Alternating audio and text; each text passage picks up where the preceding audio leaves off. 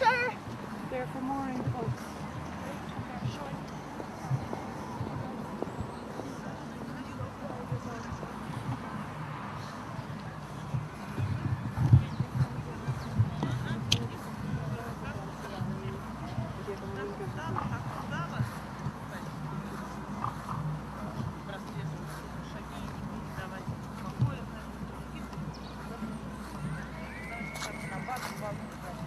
Баня, шманя там все.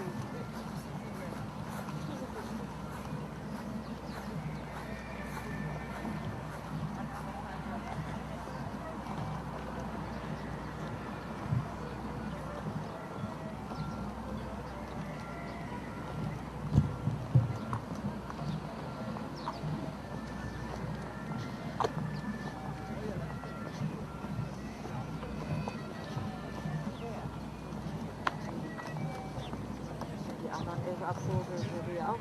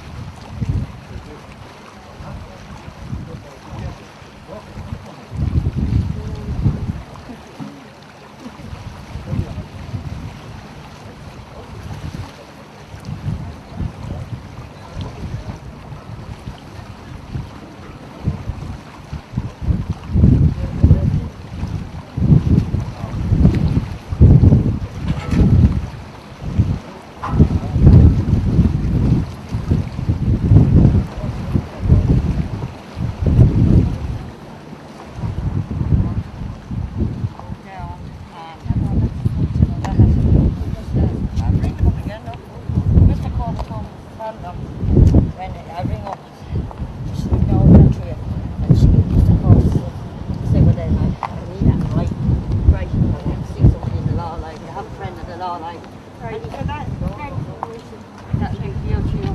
yeah.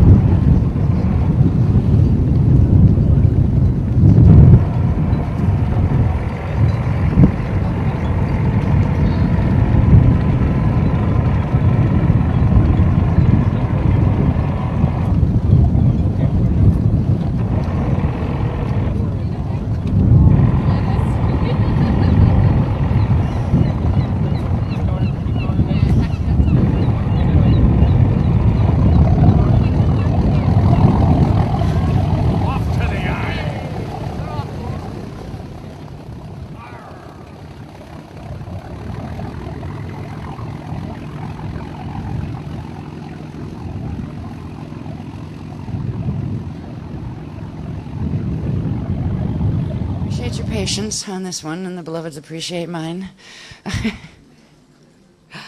Yeah, we've been working on graphs all day. We just got finished with the series of them that have to do with the precession of the equinoxes and those kind of things. They wanted you to be able to have those. So there's going to be like I think it's 28-page chart pack that is being photocopied, so it should be ready for you, even though some people have to leave early.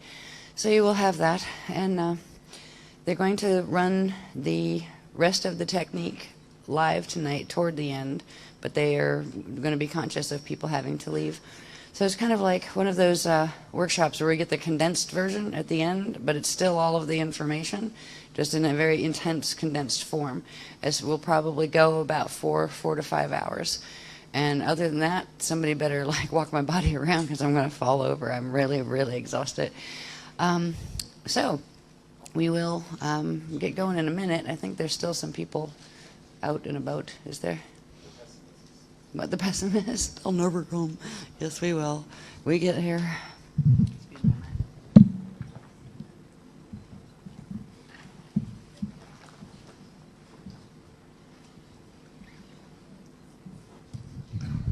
I've been wearing my coat just because I'm so tired that I get cold and I shiver even if it's warm, so I figured I'd head it off at the pass.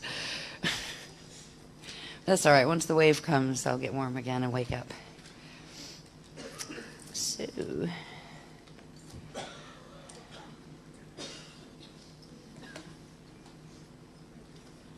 see where we're starting. I'm just going to look through these. Very neat. There we go.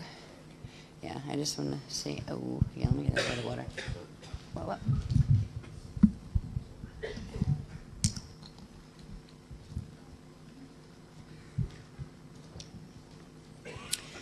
Alrighty.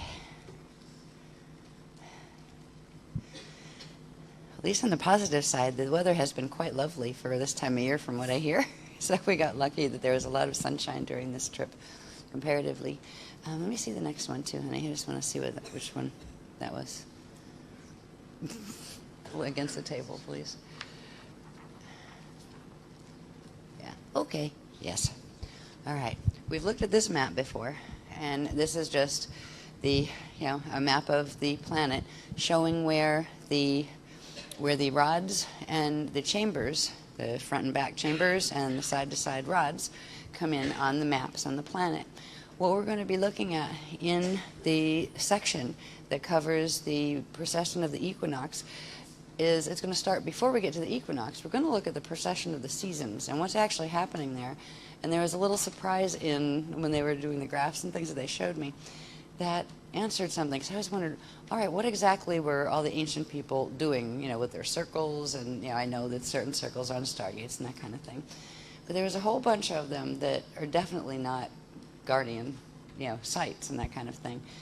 And it goes with the large plan, the prime objective that has been being run here for millions of years, that there's these sites here that are where the rods and chambers interface.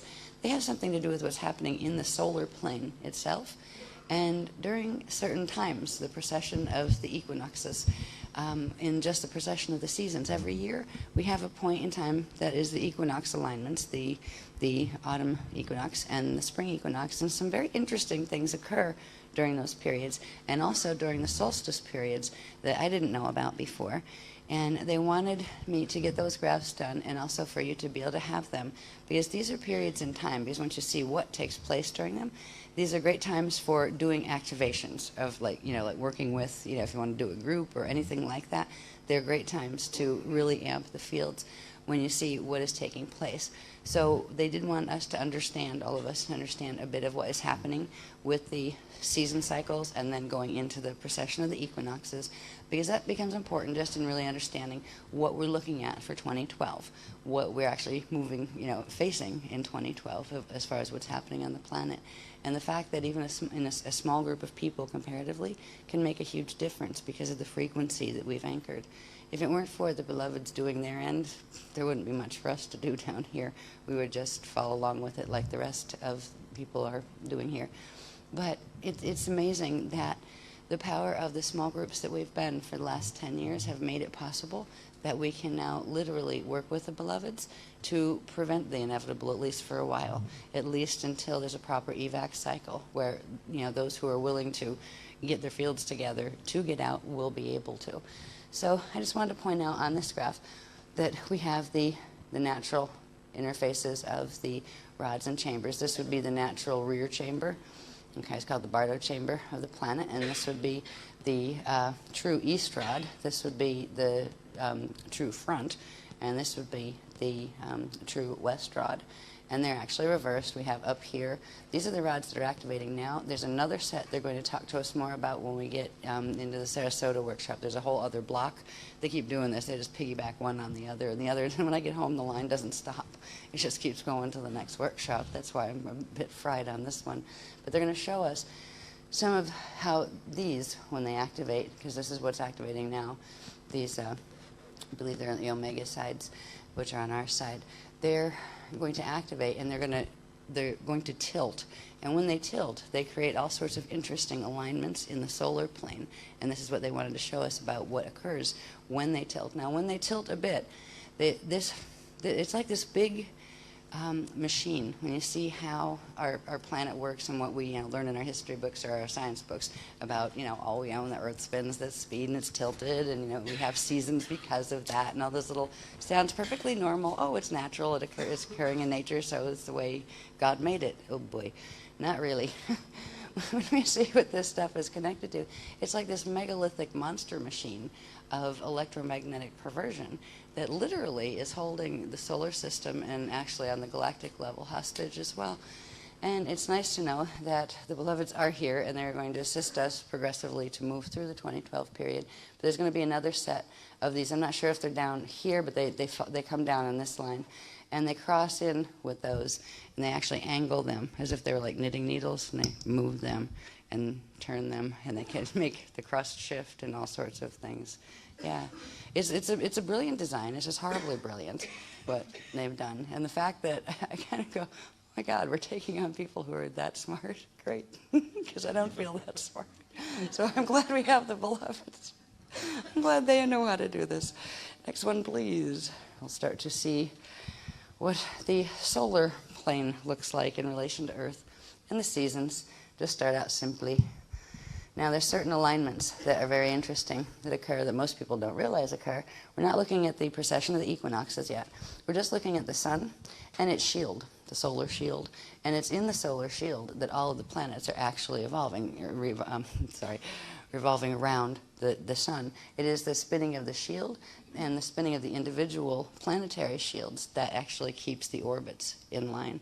Now, normally, we've looked at the normal diagrams before of how planets and suns should sit with each other, where they should have this relationship between their north poles and their south poles, where they circulate and communicate energy. We don't have that happening in our solar system. All of the planets are turned at very odd angles, and those angles were done on purpose. They were specifically to make certain portals and wormholes line up with others in order to orchestrate this prime objective.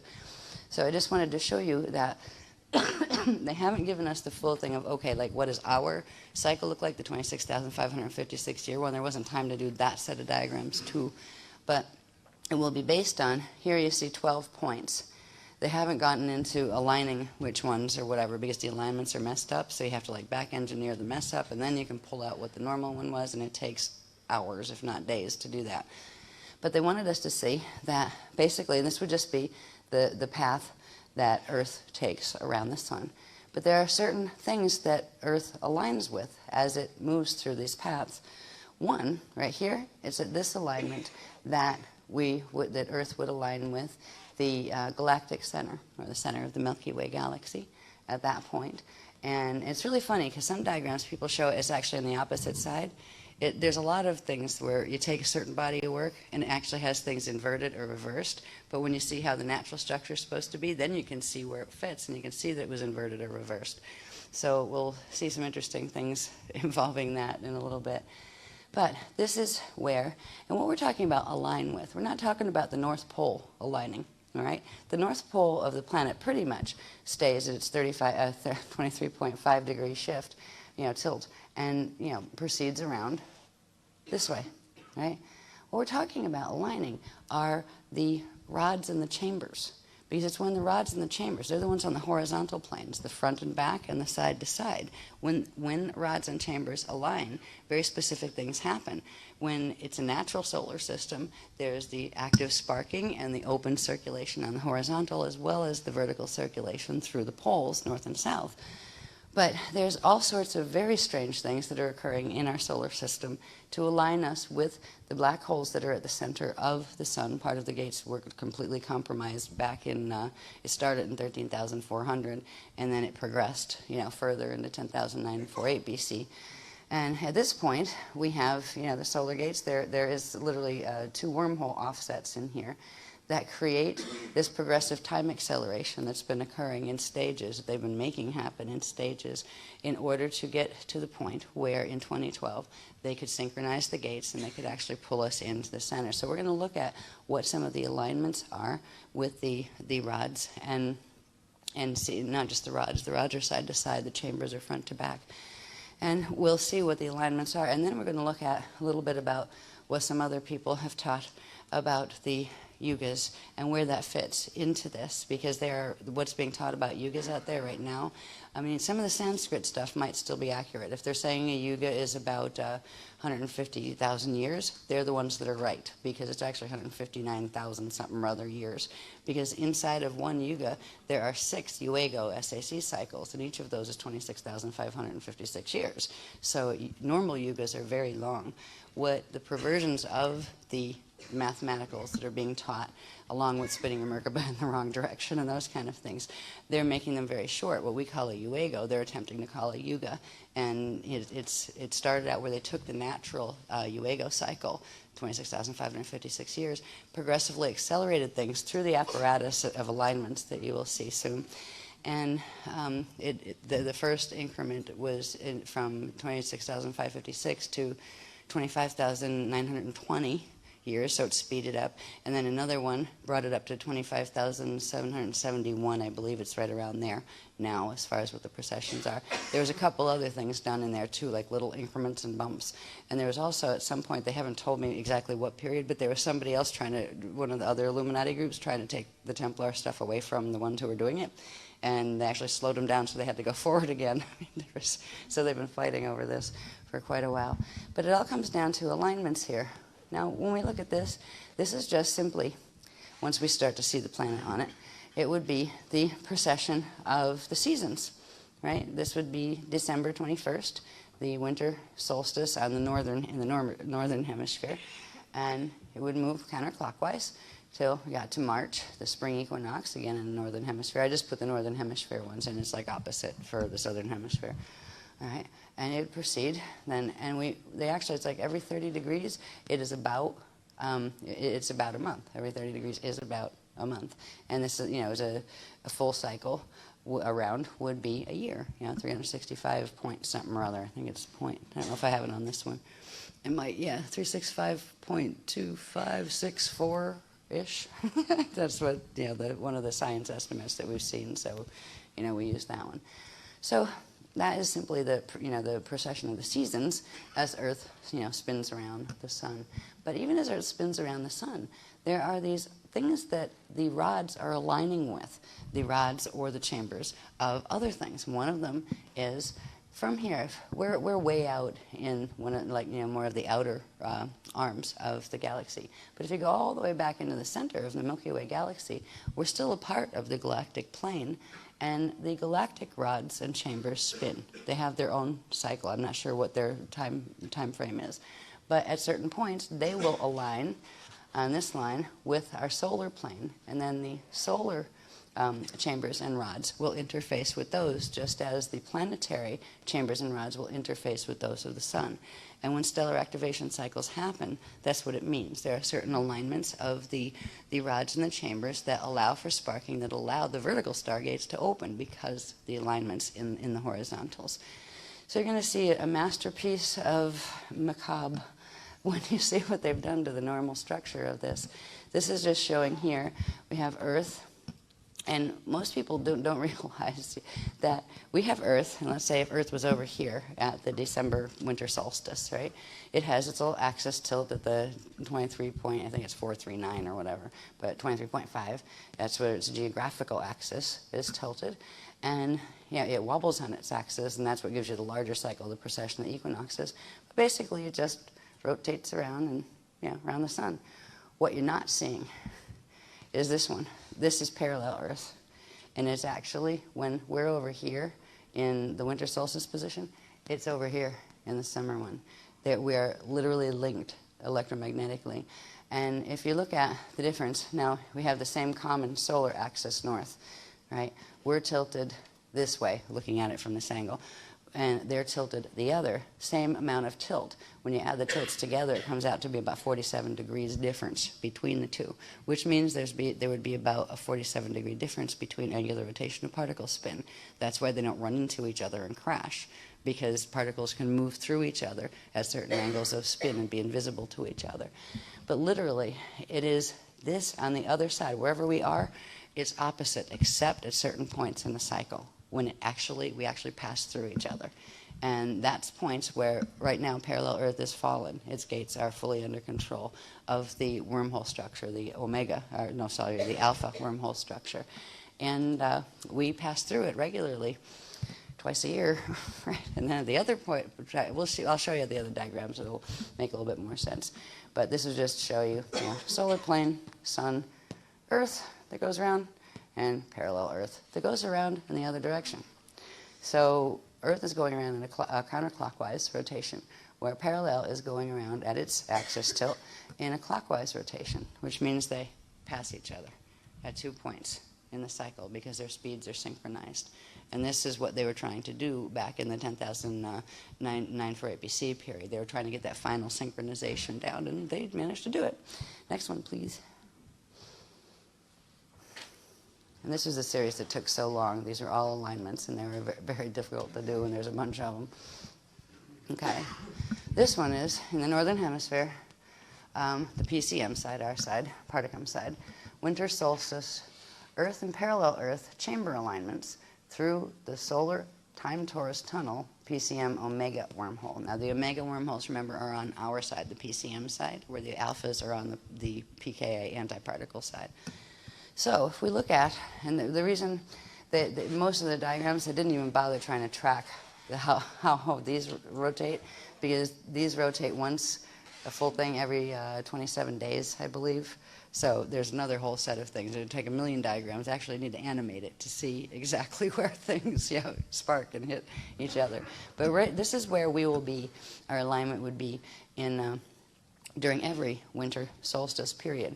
And it gets right down to the point where if you know where the rods are, what rods are where, and you take that into the maps, the flat maps that we looked at, you can actually tell where this point, where that peak of the alignment is. It actually starts at dawn on Greenwich dawn, which means where the 0 line is of, I get that confused again, longitude or latitude, the vertical ones, right? Yeah. Yeah. Anyway, north-south. Yeah. I always get those inverted in my mind. But anyway, where the Greenwich line is, when this alignment, when this line inside of this tube fully hits that point, and it's at the planet is at a tilt at this point in the not in the season cycle, where that point where the solar plane intersects will be on the Tropic of Capricorn as opposed to up on the Tropic of Cancer, right? It will actually come in under Earth's shield. So Earth has its shield, and then it also has its chambers. Here's the false front. Remember we talked about the false front one? We call them the caduceus rods, the ones that are the split-offs of the natural ones. The false front aligns here directly with the core of the sun, which aligns directly with the front of the one from pKa, or parallel Earth. All right. So every winter solstice, this alignment occurs. What it allows for are the gates to open inside here, not a full set of them, but enough where passage back and forth can occur. And there's about a 7-day period on each side where they start to open. They hit their peak on December 21st, and then they start to phase out again, where they start to close again. But literally every year at that time, this was done, so we've never been left alone. The people who set this stuff up have been here as our little wardens and prison keepers for a very long time. In the old days, you know how we have stone circles and monuments here and there that seem to be lined up with, you know, where a beam of light comes through on the solstice or on the equinox, right? They were taught to keep track of when the visitors would be back again, because the visitors were their gods, right? This is, once they wiped our memory and everybody was reduced back to, a primitive state where we couldn't remember languages, we couldn't remember anything, then they would come back and interface with us and teach us their languages and that kind of stuff, yeah. And they also taught how to use rudimentary calendars. And what they were keeping track of was this stuff.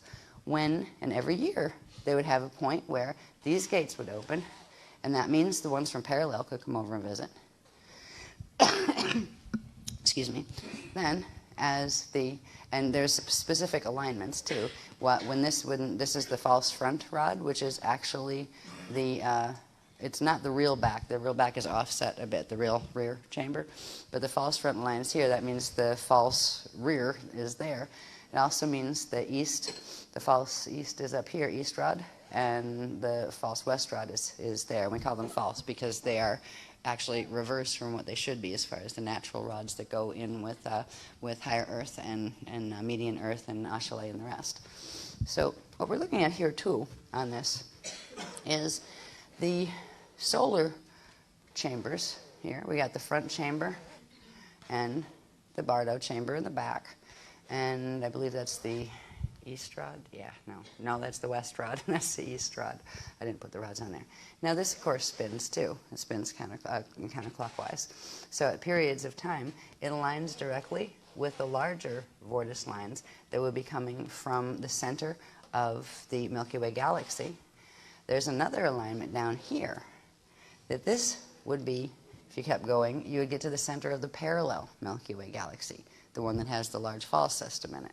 So there is an alignment period here. There are times when, as it's spinning, that it aligns with every one of these marks, right, that the solar rods and chambers would. Just like the planetary ones would. As they rotate, they shift a bit. But the front will always stay, like this front will always face in to the sun. This is the one that always links into the gates. And it creates an anomaly, because it should just be a nice little rod that sparks with these when they come by. But it's left open as an energy structure that doesn't belong there, interfacing with the front chamber from Parallel. And that runs through our sun. But it literally controls, and the moon has something to do with this too, they literally control the movement of everything, from the tides to the placement. All of this was to synchronize things so they could finish this, eat the solar system thing. And it's like, it seems like they went to an awful lot of very long time trouble to find out that in 2976 it wasn't worth it anyway. But that doesn't mean they're going to give up now, unfortunately. And if they did give up now, what do you do with this mess? I mean, seriously, it's going to fall at this point. It's so damaged, I don't think they could repair, even if they said, here, beloveds, you take it, you fix it.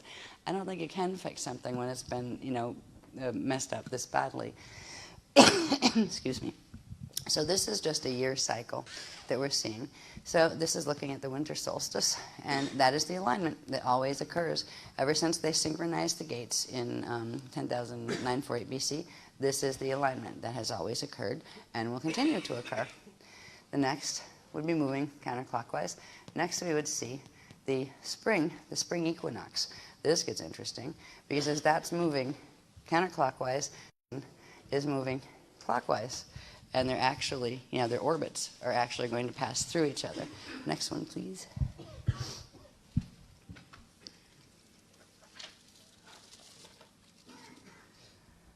This is when they just start to pass through each other. So you had the parallel coming this way, and you don't see the parallel, of course, but it's there. And they don't see us, but they know we're there. And then we come this way, and they literally cross over. First, their fields form a Biveka configuration, or actually a Vesica Pisces configuration. And the the east rod here, which is the PCM one coming from this one, that starts to blend with the west rod, the antiparticle west rod, and the antiparticle east rod starts to blend with the PCM west rod, except they're the false PCM. When it says PCM west, it means false west. We're using those alignments. I think they're going to expand on this, heaven help me, for Sarasota workshop, where they show where our alignments are too, as far as where is median Earth, where is are the alignments for higher Earth, so we can know what times. This is showing us that we can plot times from these cycles and know certain things are going to occur during those times. There will be other alignments that they will show us as far as where the rods and chambers of the median Earth and higher Earth fall into it. So we will know what times to kind of duck and puff up your fields and just kind of get through it, and what times to really soar, where you'll have energy coming in that that is supportive to what you're trying to do.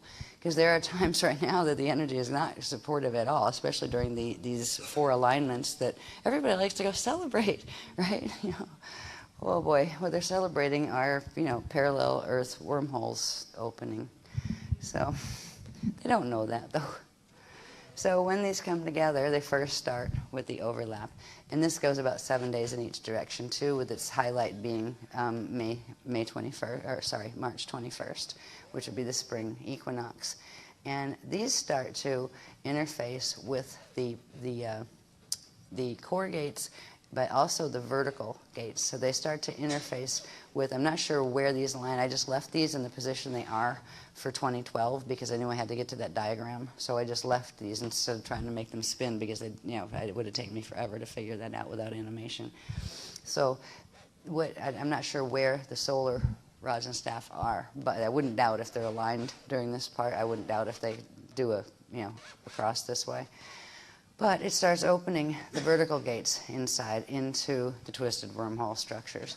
So these, when it just starts, it starts to allow things from a lot different places to come in, not just from parallel Earth, but other parts of the parallel system and other black hole interfaces through the galactic core, because it begins to interface with this line from the galactic center, and also from parallel Milky Way galactic center. Next one, please. And then when it comes into full alignment, they become one temporarily. Answered my question of why did March seem horrible this year. It just energetically was just one of the hardest months that I've been through in a long time. It just really heavy energy, and didn't know what that was about. I'm starting to get a clue now. So they do, as they're passing through each other, they have a period of 24 hours where they merge. And in that period, this is they should have called that Halloween, right? Where all the ghouls come out to play, right? Because it allows for, it's a much more powerful alignment than the one that just allows for the parallel Earth gates to open.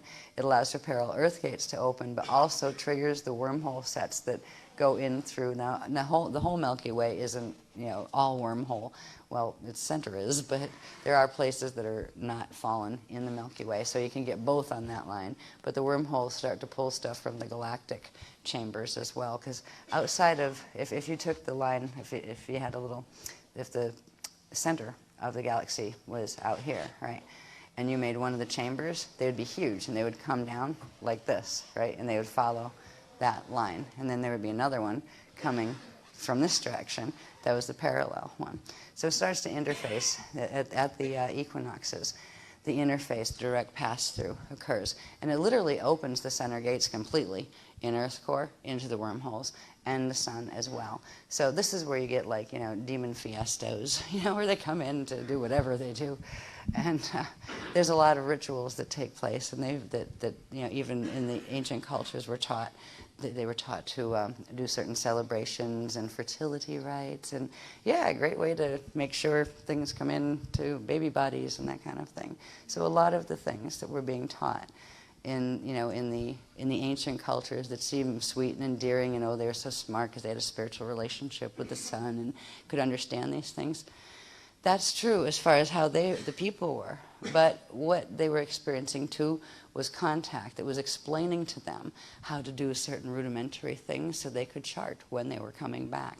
And they looked at them as gods. And even though a lot of the them I'm talking about were us back then, where once you have your memory wiped, you're just like a child again, like that doesn't know how to speak yet, like an infant.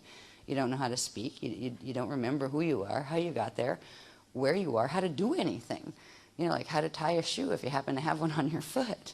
You know, memory wipes are brutal. It's like instant Alzheimer's, and you just wake up and you are, and that's all you kind of know. It's really a horrible experience. So the ancient people that were misled by the visitors who set this up, like the Mayans, I feel bad for the Mayan people because they're very devoted to, you know, to Great Spirit and to, you know, following the guidance of their ancestors and all of that kind of thing. And the calendar was given to them. I believe Toth gave them the calendar. In order to help them understand about this, so they would know when the end time was coming. Because it's right there in the Mayan calendar. That's why the whole big 2012 thing was coming up, because the Mayans called it, you know, thousands of years ago, and even Nostradamus was calling it. The Bible keeps telling you about the end times, but they don't give a specific date. So it's all converging at this point. And it's like a little bit of race memory is just starting to resurface where, this is why, right? But not enough for anybody to do anything about it. You know, we could, you know, put this on CNN and nobody'd care. Most people would not care. Oh, well, whatever. You know, they figure, oh, good excuse to max out the credit cards, you know, right? Because it's so big, it seems surreal. It doesn't seem real. And unfortunately it is. So we have our lovely spring celebration of passing through parallel. Yay. This actually, we're going to bring the joy back in to the cycles of the seasons. I don't know what it is yet, but I was getting a nudge, and this is why the beloveds wanted you to be aware of this level of the information now, because they're going to be building on this into something where there's something fun and very healthy that we can do on those times too. This isn't about pulling away from the ones who are working the Metatronics. It's about embracing them and standing right next to them and saying, fine, you spin yours your way and we'll spin ours our way and let's just have a good time. Which means that lovely big transharmonic Merkaba doorway that was created down at, you know, at Skellig Michael, and that we're going to finish activating to its level 2 tonight after we get our activation to the level 2.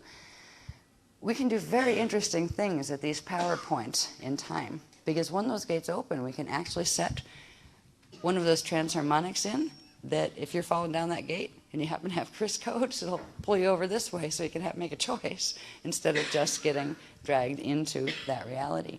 So we can actually co-join gates. Since they've got them there, we can put them there too, evac gates. So there will be things that we're going to be shown how to do, you know, on a larger scale, because some of this is going to have to do with knowing when to help the grid harmonics to hold together, because the stress points on the tectonics are going to be horrendous through the next 200 years because of this mess that is happening. The other option is to just let them go so there's no stress on the grids, and then it all just rolls. And then the sixth extinction is going down. So, you know, so we may get more earthquakes and we may get more of all of that, because yes, we are resisting them pulling it down in. You know, they can have it in 200 years, but give people enough chance to get out if they want to. So it could get very strange on the planet in the next 200 years. As far as climate changes and things, they will continue and they will escalate. Hopefully we can keep them balanced. There's not a whole lot of other people on the planet that are going to care or even bother to try to do something about it. So the people who do come to the workshops and understand the level of the information that we are working with, we will be entrusted with being the grid keepers, literally, who are doing the right things instead of running your Merkabas in the wrong direction and that kind of stuff. So it's going to be an interesting 200 years. At this point, it's like, please, take me next week. All right, let me go home. I'm tired. But no, I'm just hoping these Merkabas, oh, they said something, by the way, before I forget. With the large transharmonic Merkabas, like the stationary ones that just sit and spin and open, these are going to become healing chambers one of the things they want you to do, because I thought, I got the diagrams done, and I said, you better expand time, beloveds. I need another week to get down what you want done here. And they said, you don't have to type the next technique. This one's easy. I said, easy? Yeah, right. You said the first one was easy, and there was only like 3 times 14 steps to that one. And it was easy when you're verbalizing it. But it was much harder to get it all down in typing. I don't have a huge typing speed or anything. But they said, once the activation takes place, they will get us into the density 2 level activation of the transharmonic Merkaba, which means we will have a Jade body activated, right? And that means you can fly at a moment's notice if necessary. So if they had to pull shield, you would be able to, to go. But we can go into, they want us to learn to project into these spots. Right now, there's only 3 of them. Well, right now, there's only 1.5. We brought part of one with us up from when we were in the Skellig Michael area. So we have a part of one here, like an imprint of the big one we made and sent the other way. We've got a faint version of that here. We've got the one down in Skellig Michael. And there's going to be one by the end of this morning. There's going to be one that splits off, that pulls the Ark of the Covenant in. So there's going to be 3 spots that you can project to right now. Once we have the FOL thing at Siesta Key Beach, there will be another one.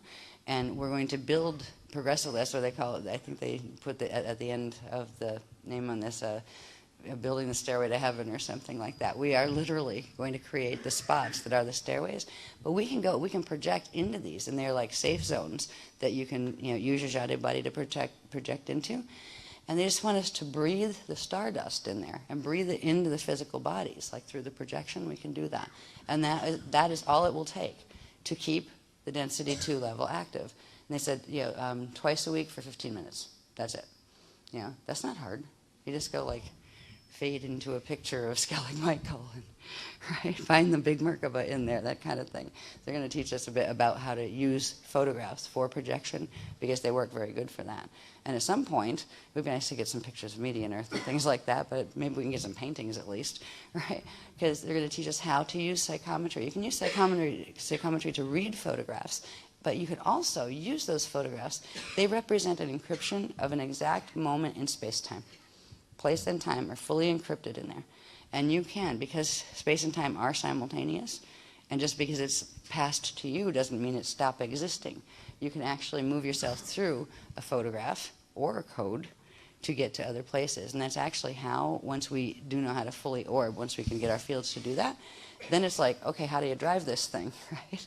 You drive it with encryption. You hold an image of your mind and a feeling of where you want to go, and you just orb and pop. You're there.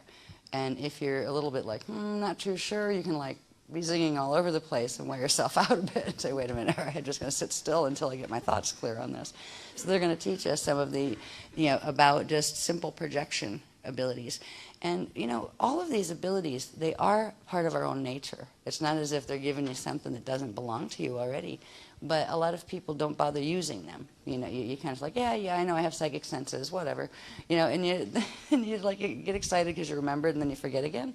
So you don't actually employ them in your 3D, your 3D life, in your life. And they would like us to get more used to doing that, because there may come a time when they are the saving grace, because it will be through the psychic senses, if something goes wrong here, that you will hear the call and know where to go, as far as, getting up and out and that kind of thing.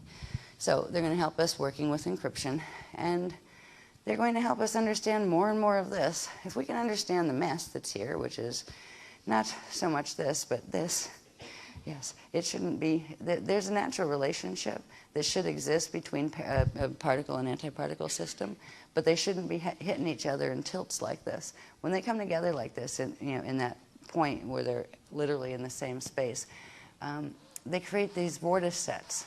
These unnatural vortice sets between the wobbles, right, from the tilts. And they go up into density 2. So they literally allow for fleets of other things from density 2 fall systems to come down into density 1 and into our solar system. And there's a lot more. What did they say? It's a comedy of horrors, is what they just said. But don't worry about it, because we're focusing on the positive things. Yes, good. So, but they did want us to know about what occurs during the precession of the seasons before we worry about the precession of the equinox, which is all connected to that. So this is the stuff that's actually holding the time acceleration, and they are doing an acceleration again because they have a particular plan. The Illuminati have a particular plan that they would like to accomplish in 2012. We've read about what the plan is, but what it looks like is kind of interesting. Now, it doesn't look like this. This is an equinox, but where we're going to align in 2012 is back over there at the solstice point. So let's see what happens first when they split again and come over here. It's just another version, really, of the opposite, but the rods are reversed in different directions. Next one, please. Hey, darling. You sleepy, too? We've been working really hard. So kind of like... So this one is the summer solstice for the northern hemisphere. And this is where, remember, Earth started over here. We started the diagram over here. And its pole was still like this, right, North Pole. North Pole's still like that, right, well, at 23.5. You know, it's not flipping around, it's staying where it is. But the rods are changing. This rod stays in the front, but they shift and rotate. They still spin, but when it gets to here, it's aligned in the front again. When it gets there, it's aligned in the front again when it's coming through. So they do spin. The shield spins, but they go back into that alignment on the 4 points in the cycle. So here again, they're aligned. But this time, if you drew a line directly from the center of the sun and the shield of the sun and followed it, 'cause like this is like a tunnel, right? But inside of that, there would be a line that the tunnel follows. Right, that would align right here, and again it would hit the Greenwich meridian, 0 east-west, but it would hit above the plane, right, above the equator, because of the tilt, because of just the angle the Earth comes in on that position in the cycle. At some point, they're going to teach us more about what they're calling nodes. This is the north node because it's in the north at the Tropic of Cancer. And this, the one that was over when we were over here, it was called the southern node, and that was on the Tropic of Capricorn and the 0 line. So they're going to teach us more about the nodes. They have, I don't know what they have to do with exactly, but it has to do with rod sparking and things like that.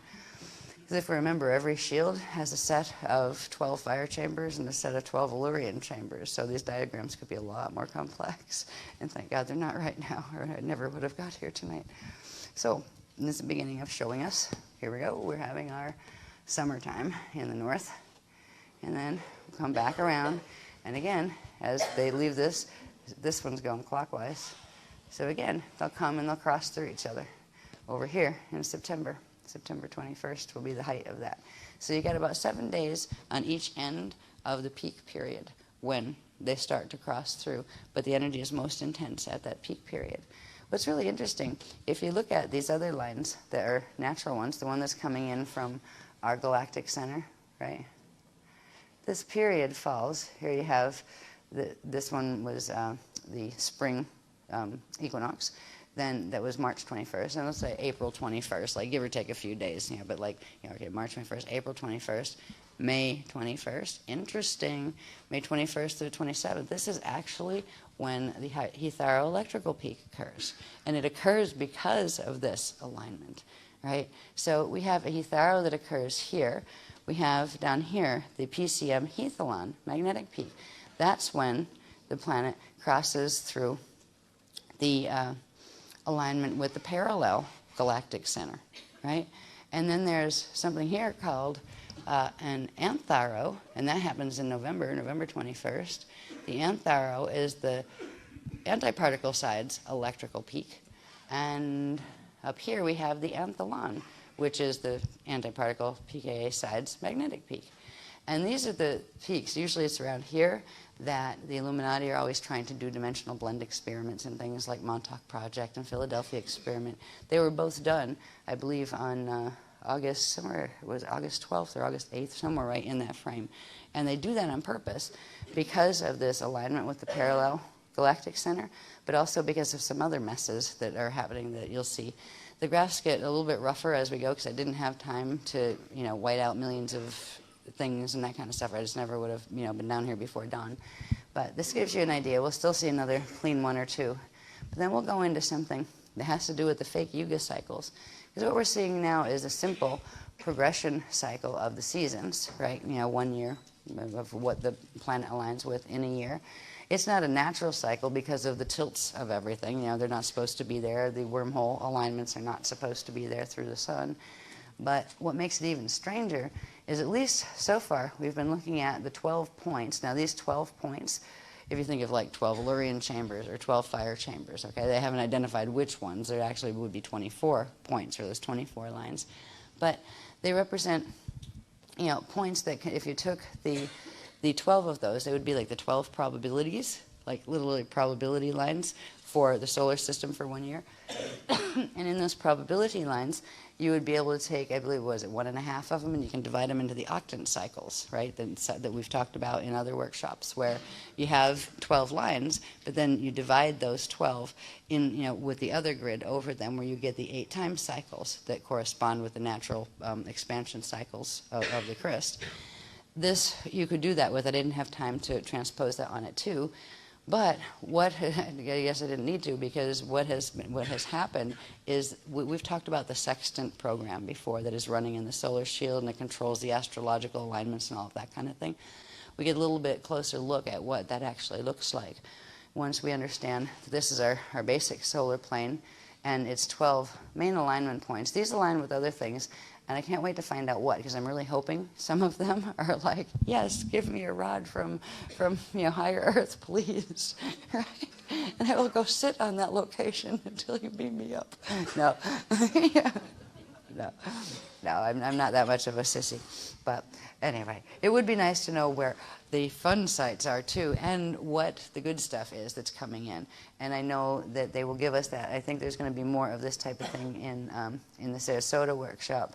Once we understand this, we'll have to do a real quick recap on this stuff, and then take it into the other alignments. And I know that we have, even when you look at them, of trying to align, like just look at Earth and say solar north, and okay, where's the 23.5 tilt, and then you have the 11 something or other tilt, then you have the parallel coming in at this direction. They get really, really complex, and so it'll take a while. But there are interface points for all of those places we want to go, as well as the places we don't want to go, and a lot of them probably cross through the same areas, where you might find, like, some of our passages crossing through here, as well as some of the other ones. So it ought to be interesting to see. But just calculating from the information that's there to get the drawings it will take days to do that level of work. So I will, unless they have something else in mind, I will be working on that for the next workshop. But for this one, at least we get to understand a bit more about our cycle of the seasons and what it is and what it shouldn't be. Right? So then we come again here, we'll cross over again in September. And, okay, yeah, we'll put the next one on, please.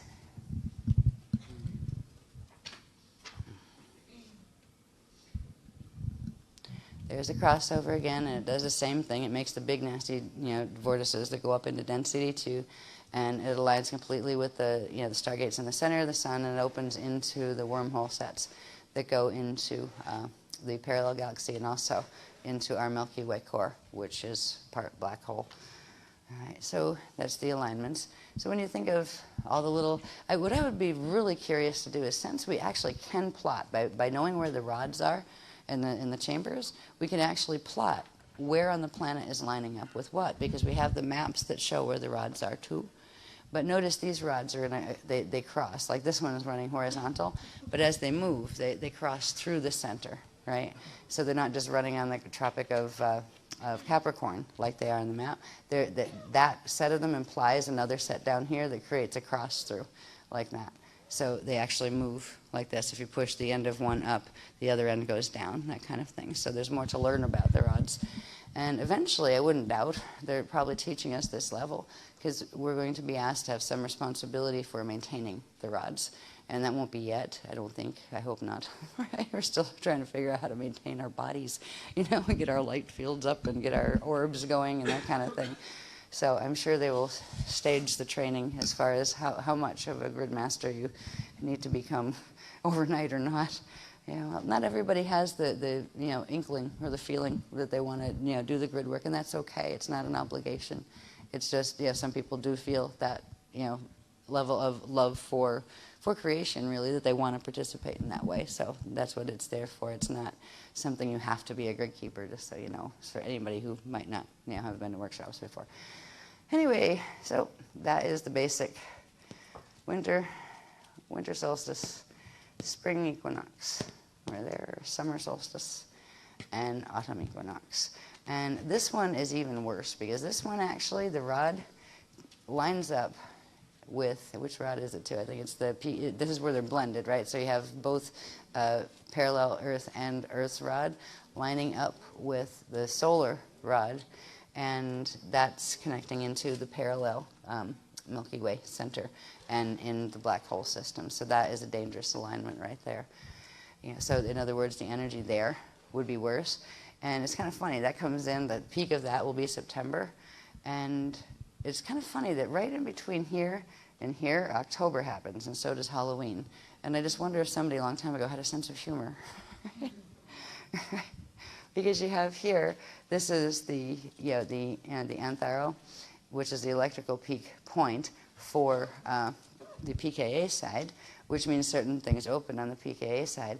And this is the Bardo chamber of the solar axis, which also runs the full Milky Way line. So it's like the backside of the Milky Way line. So all sorts of things could come in from all sorts of places when the Earth passes through those points, if the solar things are aligned. It would be really interesting to animate it to find out, okay, this goes at like, it spends, I think, in where Earth goes around in a year, I think it's like 13.5 or something rotations, because one rotation is like 27.07 days, I think, of the rods of the. That would be like a day on the sun would be that long, kind of thing, right? Just like a day on the Earth is 24 hours. Well, a day on the sun would be 27 Earth days long, that kind of thing. So there is a way to synchronize it. I'm not good at that stuff. I don't know how to do animation, but it would be fascinating to see it. Anyway, that's a little bit of something you probably didn't know about the precession of our seasons. Next one. I was surprised. I knew it was, connected into a mess up in the solar system, but I always kind of had that. It must be the old druid in me. I always liked the solstices and the equinoxes, and thought they were great times, because that's when you're, the veils were supposed to get thinner, and your family could be closer. Yeah, I didn't realize they were running on black hole system, right? This one, I didn't have time to get rid of a lot of the lines I should have. I'm going to pull this chair up, though, because I'm getting a little bit weak in the knees here from exhaustion. Excuse me. Okay. Yeah, this one is in progress. But it's interesting. Now, you saw the basic format of this shape that we had with the other ones, right? In the alignments, we had the galactic alignment coming in, the sun's at the center, you had the parallel galactic alignment coming in there, right? We saw this one as the precession of just the seasons. Well, it's the same type of shield that creates the precession of the equinoxes, but the precession of the equinoxes is a much longer cycle that is about, over here, you can see where here's the sun, and there's the Earth, moving around the sun. Now, every time the Earth does a circle around the sun, it doesn't change the position of its pole, but over a long period of time, because of the wobble, it stays at the 23.5 axis, but there's a wobble effect. So the pole actually points to different stars and different points in that larger cycle. Right now, we're pointing, our geographical North Pole tilt points toward Polaris, and at the total other end of that cycle, it'd actually be pointing at Vega, I believe. So it literally, even though the pole itself is not shifting, the wobble rotation, that's hard to do with the thingy, but the wobble rotation is causing it to align with different things as it moves around the planet, even though itself is staying at the 23.5 degree shift. And I think there is a larger cycle that there's a little bit of shift. I think a 3 degree shift. It actually goes up to 26 degree, but it's over like 45,000 years or something like that. It's a long, long period compared to stellar activation cycles. So what we're doing here is taking that same format, but looking at it in terms of that larger cycle, where before this just represented 1 year, right? The progression, for 1 year around the solar system. This is representing the precession of the equinoxes, where there would be like an Earth at each one of those little points, and the tilt would cause it to align with different things within the celestial sphere, or whatever they call it, where if you know how it looks like the stars are painted on and you're moving within them? Well, this is how they get the astrological alignments and those kind of things from watching those progressions. And with the precession of the equinox, we go through this whole cycle, and that whole cycle normally we wouldn't have a precession of the equinoxes, not in the same way that we have here. We wouldn't have pole wobbles, we wouldn't have pole tilts. We would have natural alignments of the spinning rods in certain periods when interfaces with the galactic rods and things happened, where you'd have big bursts of great energy that would keep fueling the system, a living system that we've talked about through the solar symbiosis process. We don't have that, so we're like a blended and going down system at the moment. But we have, this is the precession. So if you can look at that now in terms of, like, instead of a year, this should be a 26,556 year cycle to go all the way around. That would, at one period in there, they haven't shown where a natural stellar activation cycle is supposed to plug in, because right now they're all twisted because of the mess in the middle here. But I believe stellar activation cycles have to do with aligning with the galactic gates, because you'd get the bursts of energy coming in from the galactic side to open the solar gates open the planetary gates, and you have the open circulation. The ascension passages would be open. But now we get different kinds of alignments through this period. What's very interesting is, I won't go into the time things heavily now, but I wanted to show you where there's totally distorted teachings coming, that have been around. A lot of them have been around for many thousands of years in various teachings. That I think the Mayans even had a version of it, but I know it was in Sanskrit first. Some of the Sanskrit teachings are actually true. They understood about the Yuego cycles inside of the large Yuga cycles and those kind of things. And that knowledge has been lost progressively over time, but I think there's still some versions of them that understand that. But down here is a little diagram that I just used as an excerpt, just to show, when I first looked at it, first of all, when you see it in the book, it's upside down. And it says, we are here, like we're moving here, right? And it says, there's the galactic center, and we're moving counterclockwise. And these are the names of the little yugas, they call them, right? And that's the opposite, as far away from alignment with the galactic center that you can get in the cycle, right? And then supposedly we passed that point already, and now we're here, and we're going into what they call the ascent. We're moving toward the galactic center, which is a time of more energy coming in from the galactic center, so we wake up and get more aware. And when we're moving away from it, we supposedly go to sleep. Yeah. Interesting, this. When I looked at it, I said, either it's a really bad drawing or that has some very twisted mathematics to it. Because these lines, now I actually made a photocopy of it, so I didn't distort the lines at all, right? So I wanted to make sure I got the angles right, because from those lines you can tell the angles.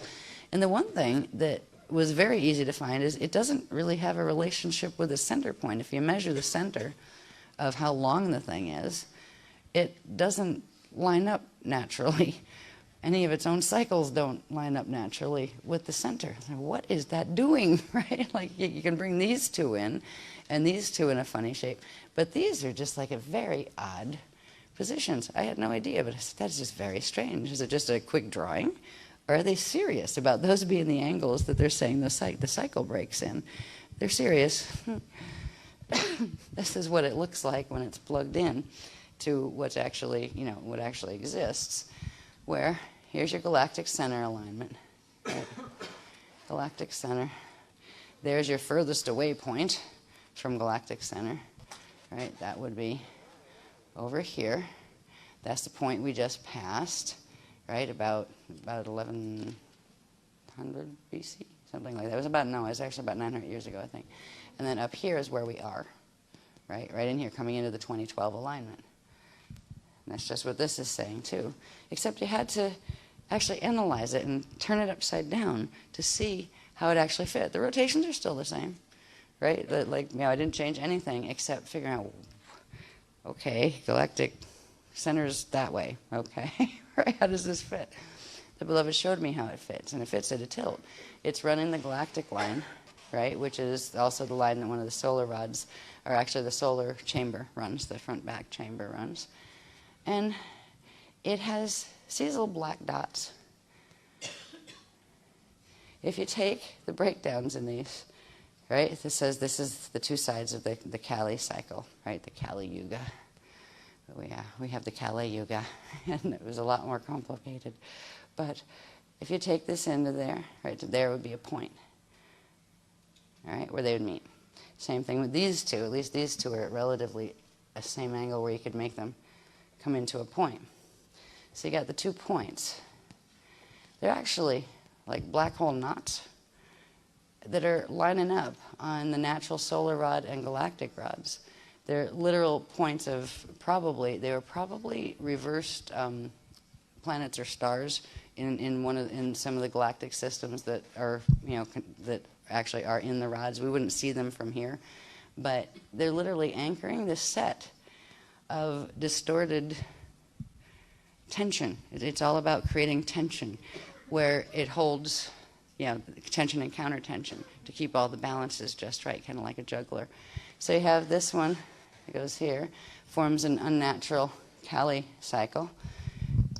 And supposedly, it was really interesting. One of the clues that something was up with this was, I remember the comment being made in the writing by it, that, and they say it's not in these points when any of the catastrophes or anything happen.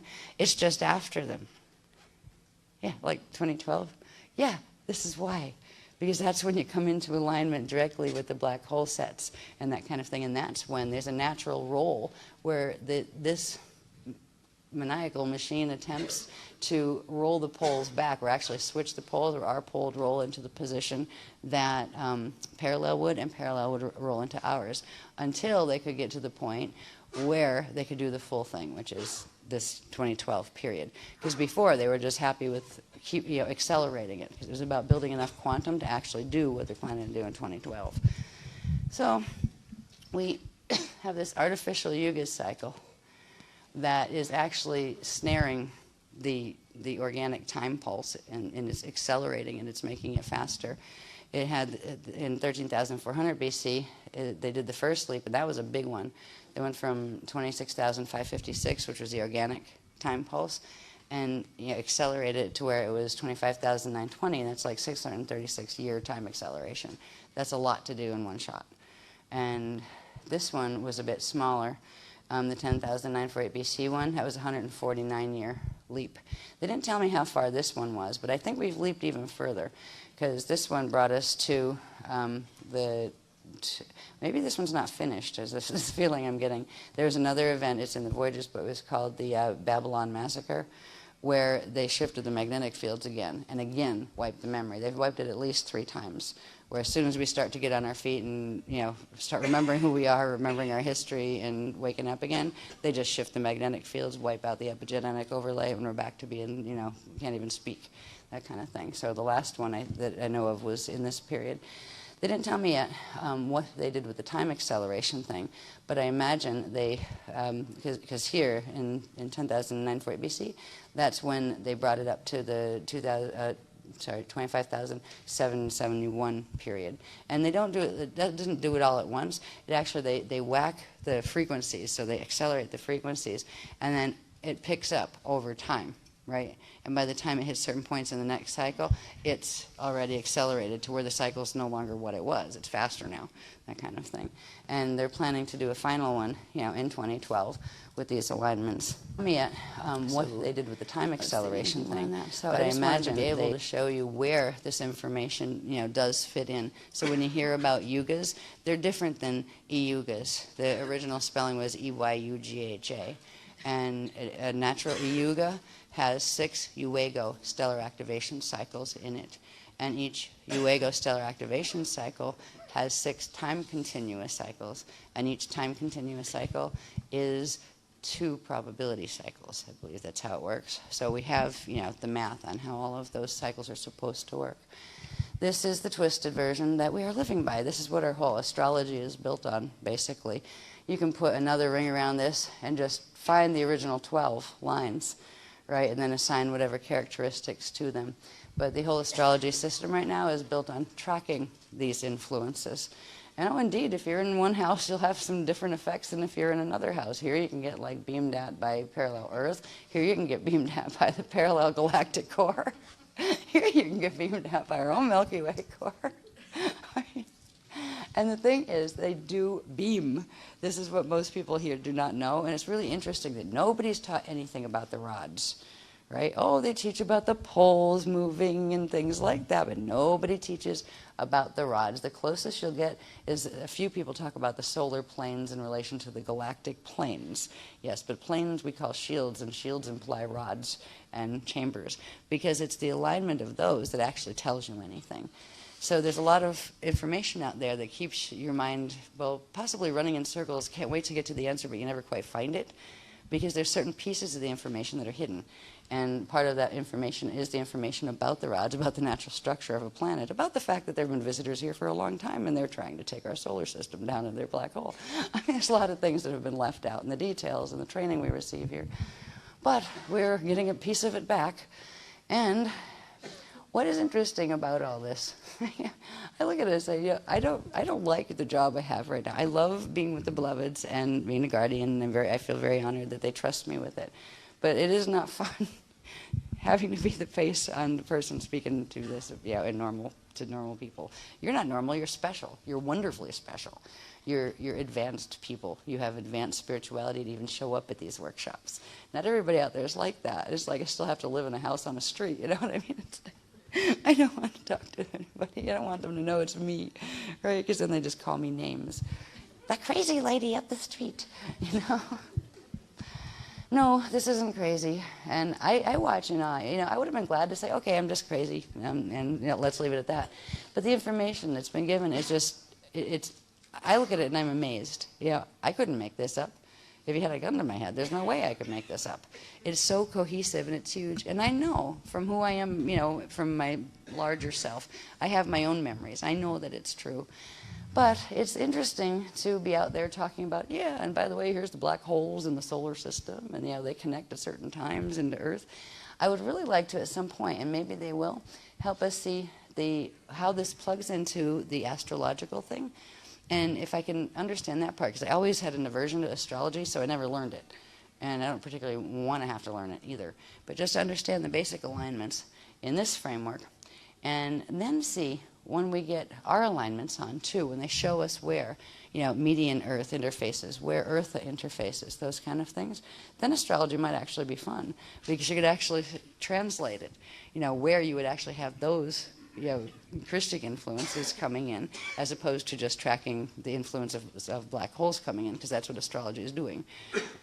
So anyway, so I'm not going to go heavily into these. There are teachings out there if you want to learn about those. There's quite a few Bloom of Doom facilitators available on the internet, right?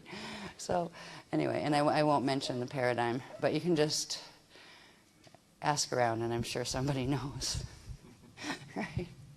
Hello? Anyway, Hi. so it's good to research. If you're in doubt of any of this information, compare it to information that others are putting out, and just see. But don't just compare one piece. Compare the context that we've put it in. See what context they've put it in. See who makes more sense. That's all I suggest. Next one, please. I think we're almost done with the roly-polies. Which one is this? This is the Illuminati Prime Objective 2012 for the winter solstice in the Northern Hemisphere. Cross shift and link with Alpha Omega galactic wormholes. What they're planning over here is we'll be in this alignment, right, where we have our false front, which is the Greenwich line, right, lining up with the parallel rod, right, or chamber, sorry. They're actually planning to belt a frequency pulse or 10 or more to hit the rod and make it spin. In order to spin it this way, and I think it's about 30 degrees. I'd have to check that to make sure it's a 30 degree. But they want to shift the planetary axis, literally, and the magnetic fields this way to make that rod align with here. That would have the east rod align with these whole systems, the black hole systems coming through the sun. And this alignment, this is when these will still be open. It's actually reaching back in time, because we passed this point about 900 years ago. So it actually would allow the frequencies to reach back in time, where they could open the wormhole sets and drag us in through the Bardo chamber, backward through the Bardo chamber, into the sun, and do the same thing, because there's a bigger one that's opening here, that is the galactic one that comes out from this angle. It will come through the sun. They literally want to collapse the two. They want to knock the parallel one that way into there, this one into here, pull them together into the sun, and suck them all out into the core of the galaxy. And by that time, they are definitely going through Metatronic transformation. All right, seriously, where you have, where they are going back into particle dust and then being reassembled into a, mutated facsimile of what they were on the other side. It really is a horrible technology. So that is what their intentions are. And right now, thank goodness, there is a huge force in the universe and in the cosmos that is helping to not have that happen yet. And there's a small force on the planet that's trying not to have that happen yet, and that's kind of us. I know. Well, hopefully us, the group that, pays attention to this information gets a bit bigger, because there's going to be an awful lot of people in 2012 spinning their Merkurs the other way on purpose. That's not even the billions of people that are going to have that happen just because they hit the 55 activation that they know nothing about, right? There is going to be heavy-duty grid work going down from the Metatronic side. So it's going to be interesting to see what the Beloveds guide us to do. But it's almost like they're giving us preparation by letting us know now, letting us know about the 4 key points where whatever energy work with a crystal, even if it's just running Crystal River prayer, now you know that, like, key points of sensitivity, that we can use those points too. And we can seed the crystals, we can seed the Christic silver seed frequency into those areas as well. Instead of going, oh no, one of those alignments is coming up. Say, okay, let's see what the Christ can do with that. And go vertical, get some guidance. We'll be getting more formal guidance as we move forward. But for now, they want us to understand the larger picture we're in. But their primary concern is that we get our own bioenergetic fields where they need to be, so we don't get dragged into the planetary muck that's taken place. So we will be able to reclaim the ability to orb, which is ascension. Well, not all orbing is ascension, but the orbing we teach is ascension, right? The other kind, that uses the Vesica Pisces is not. So anyway, that's the show they're planning. If they actually succeeded with that, to be able to do this, they have to reach a full 55 spin on the planetary Merkabahs. And that's where the Beloveds come in. They're just going to create, they try to go for, like, you hit 55, but then there's a whole set of subharmonics that have to be progressively activated. The Beloveds are just going to counter every subharmonic. Which it's kind of like a record that stays stuck on the one set of words, right? Like, no, I'm going to go past, I'm going to go past, I'm going to go past. And they can blast more energy to make it go past, but the Beloveds will blast more energy just to hold it. So they'll just meet them.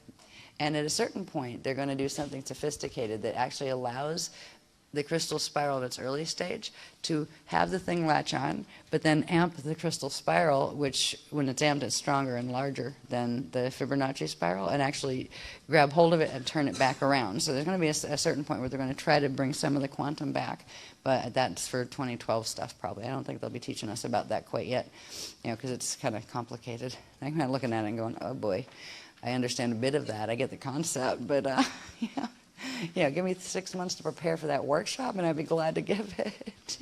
Teach me first. Because I learned with you. This isn't. We would, if I had my way, I would have a week before every presentation. I would have my presentation perfect, color Mylars, time schedules. I would be funny and not exhausted. You know, I'd be cheerful and raring to go and all of that kind of stuff. It doesn't work out that way because I never get an opportunity to have the information until everybody shows up, and then it comes in. But anyway, enough about me. Let's get back onto these. Yeah, I don't think there's anything more on here. But okay, I think you get the picture on what they're planning. Okay. Yeah. No. Yeah, I think I'm done.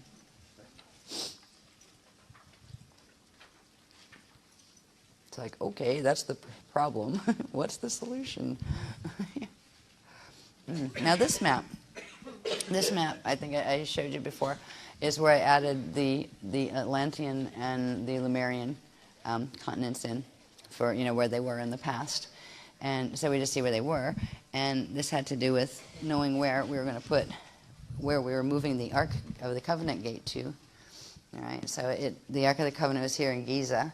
It still is there, but it's beginning to actually lift. It's like its shield is separating from the grids at Giza. When we activate the Density 2 transharmonic Merkaba tonight, the large one after we do our own, it will create this swing effect. It will actually, the beloveds are going to trigger activation of the planetary Iumbi, which is up there because it's upside down. And they're going to interface with the site.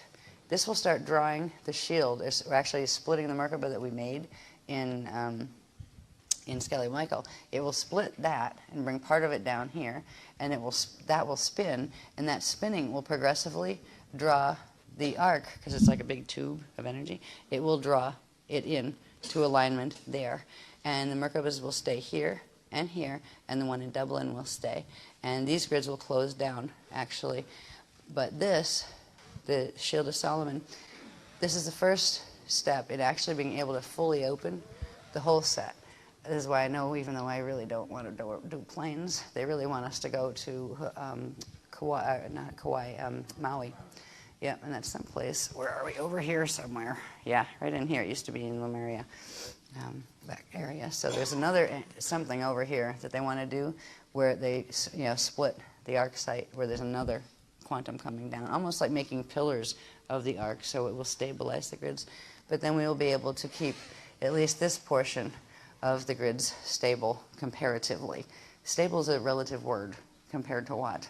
You know, if these rods do start rolling, they can shift a little bit back and forth and up and down, but what's dangerous is when they turn them on in core, they actually roll, right, and spiral, and they can make vortices, and they can, move them faster and faster. And if you bring them up to the 55 Metatronic thing, they will simply shatter the tectonics on the planet. And that's the first stage in getting it into space dust. So it was a pretty nasty end time scenario for those who created it. They don't think so, though. It's just all the same to them. It's like, kids playing with Legos, and they get done with it, and they just kind of go like that and wipe it off the table onto the floor. They don't care. And that is a disease of mind. That is like too far gone you really can't reach beings that are in that state. They don't want to be reached either. They think it's perfectly fine to do what they're doing. So, fortunately, the Christ sends people like us. Yes, next time I raise my hand, kick me. But, right, just gently. Sure you want to do that? If I had known, in 2000, if I had known what if you release the books, you can't turn back, what that meant, I probably wouldn't have released the books. I would have been terrified. But I'm not anymore, so we're here. So this, excuse me, we've done well with activating the Skellig Michael site. We've built a lovely Merkaba that is spinning there and waiting for its next level activation. We're going to do one tonight here. And we don't have to do, because we did the elemental command stand there and like the large heavy stuff, it's really just popping one here. So it's a quick activation that the beloveds are going to bring in. There's something else they're going to do before that, though, that has to do, or I don't know if it's before it or with it, like on the way in to to our fields. It will then go into the larger one. They're going to let me know. But they're going to do something fascinating with their biology where we've been trying since Sliders 5. We need to make the angular rotation of particle spin 15-degree shift where our atoms should be to get them unglued from our light body so we're not stuck here anymore. Well, that's going to take a while because we have a lot of atoms that are stuck to the light body. They're going to help us out. They're actually going to activate the VS body, and as if they're going to give it the quantum boost, as if it already had its mana body there and went into its natural fold, because after it goes into its natural fold, it rotates over here to pick up the light body quantum. So we're going to get our orb, and it will hang around us, and like it's our own personal orb, but that will actually create a buffer field and a healing field to expedite the process of the atomic structure being able to shift back in that, to that 15-degree shift. Because that 15-degree shift this way, an angular rotation of particle spin, is needed to go to median Earth and also to the higher Earth planes. So that's what we're working on, is to get there. So this is really good. It's not. I was thinking like, oh no, some of the work that over the years that has been given. I mean, how many pages of techniques? Yeah. Like Virginia Beach that one year was amazing. It was just like, I think there was only 6, but it felt like 600. There's so many steps to the techniques. This one, they said they're going to run it live, which is good. That saves a lot of time as far as, I wouldn't have made it down here if it were, if I had to try to typeset it. But it also means it's not hard to use that technique when you go home. There's so many things that take a lot of time to do. Once we get this activation tonight, and get our orb back. That's why they put in the title of the workshop. They put in the sphere of destiny, right? Because we're getting our sphere back, our orb back. And usually we would have to get our particles over there first and then go through the natural transfiguration process and build enough quantum, and then they would naturally shift back over here into the light body structure and then go in with the light body structure and full into ascension. But they're actually going to expedite that process, and that means they're going to give us a host quantum of energy that, because we don't have the energy that's stuck here, is making it so that part can't reach its own orb state. It can't reach enough frequency, so it's giving it a host line from the elemental kingdom up in higher Earth. So it's literally just an elemental flow of current. And the only thing we have to do once this is done, and because they did say the density 1 transharmonic Merkaba would stay, that activation would hold once 2 was done, but there would be something we had to do to maintain 2. And I was thinking, oh God, how many steps, how many days a week does it take? That. It's really simple. Once they do this configuration with the orbs, it's literally just breathing it up and down to Earth's core for 15 minutes twice a week after projecting into one of the 3 sites. The 3 sites are going to be like healing chambers where we can literally go in there, and it will be an environment that has the open flows of the higher Earth frequencies. So they're literally asking us to go. That will maintain the activation levels where you don't have to do heavy duty hard stuff, in order to maintain it. You don't have to sit in a corner and do all the breathing and remember which is going which direction and all that kind of thing. You heard it once, you knew it once, you did it once, good, or twice, right? But it's really hard if you have to memorize all of that stuff. What steps, what turns which way, what color was that current and that thing. So this will just make it very quick and easy. So they're going to teach us a little bit. I'm not sure what order they're going to move these techniques in tonight, but I think they're going to do what they often do, where they'll do the personal one and then move it right into the grid work one.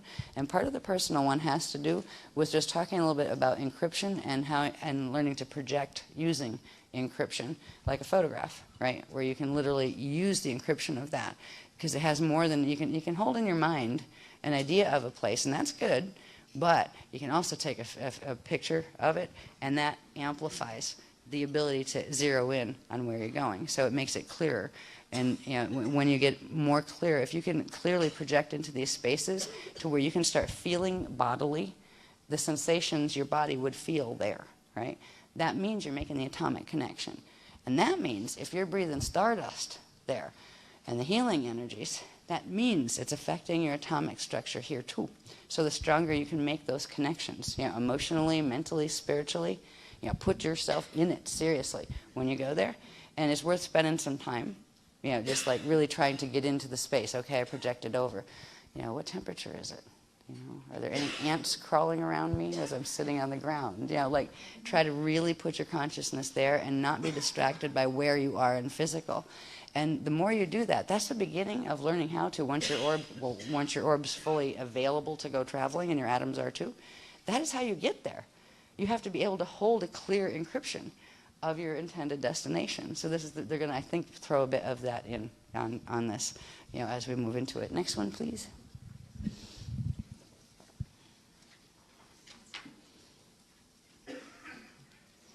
What's that? Oh. Yeah, this is just showing, and this will be in your chart packs too. Some areas that are a bit vulnerable on the planet. Yeah, so they're in your chart packs. They're just the points of the caduceus. We call it the caduceus rod, the east and the west rod. These are areas they've been kind of pounding at the east rod, I believe, and that's the one that's over in like. Not right in, but like near Sumatra and stuff. And it's what's happening with that rod that's creating the earthquakes. And that's just the first. I mean, so far it's not been horribly, horribly bad. But these things, if they hit these points, there's a connection list, I believe, down the bottom that shows where it comes through. Because they can, say, activate a site with a burst, you know, of you know, a scalar pulse. Can you see down the bottom, honey, please? But the place, it might, depending on how the grids are, how stable or not they are, they might not see an effect in where it came through. It might come out directly on the opposite side.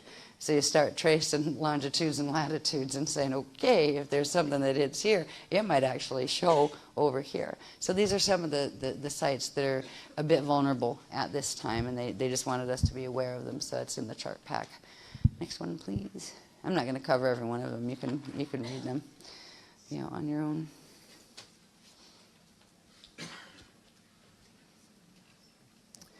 There you go, a nice clear list of those. That goes with those points, so it's not scratchy little handwriting like mine. But it doesn't show the lineup ones yet. We didn't get that far with the typesetting. But the lineup ones are on kind of like messy little handwriting down at the bottom of the chart itself. So, yeah. And there'll be more as we go along. You know, as far as learning about sites and, you know, where. I already know where some of the sites are. You know, California is seriously sitting on some heavy-duty grid lines there. Yeah. So, but they haven't said, you know, give warning to your folks in California and tell them they might want to move. You know, they haven't said that. So we just keep going on, and well, we live in Florida on a it looks well kind of like a grass-covered patty. It's an island in the water. You know? In our garage, you're not allowed to like live in our garage because it's not above floodplain. So, California, Florida, wherever, you know, with things like that are happening with these now, there is no place to run on the planet. There may be a chance, like if we have to okay, move out of, you know, harm's way. You know, but to the degree that you can. But this is major stuff. But hopefully it will go really well, and we will be able to maintain stability of the grids, you know, until the loadout is over. The thing that concerns the beloveds more at this point than the grids is the political craziness that's going to go here. Because the last thing these grids need are atom bombs being dropped on them, right? They don't need the tests they're doing on them either, right? So they're more concerned about what humans will end up doing in this situation when the Illuminati didn't get their way, right? And it didn't roll, and it's still not rolling, and why isn't it rolling? They did do something, didn't they? Right? Because I guess they don't believe the Guardians are going to intervene. They told them they would. But they can't stop it, but they can at least prolong it. So it's going to get strange. It's already strange, if you haven't noticed. Do you really think there's any peaceful solution for the people, all of the people who live on this planet? There's so much hatred among groups that, I mean, there's individuals that are sweet people in every group.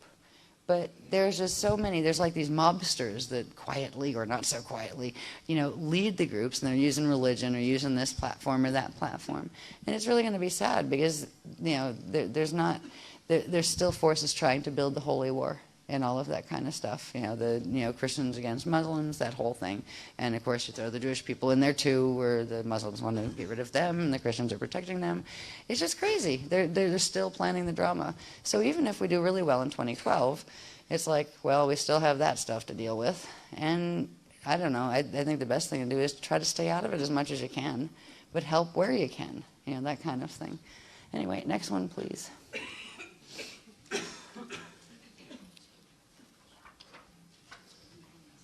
Oh, that's just a close-up at the mess that somewhere in there is Earth.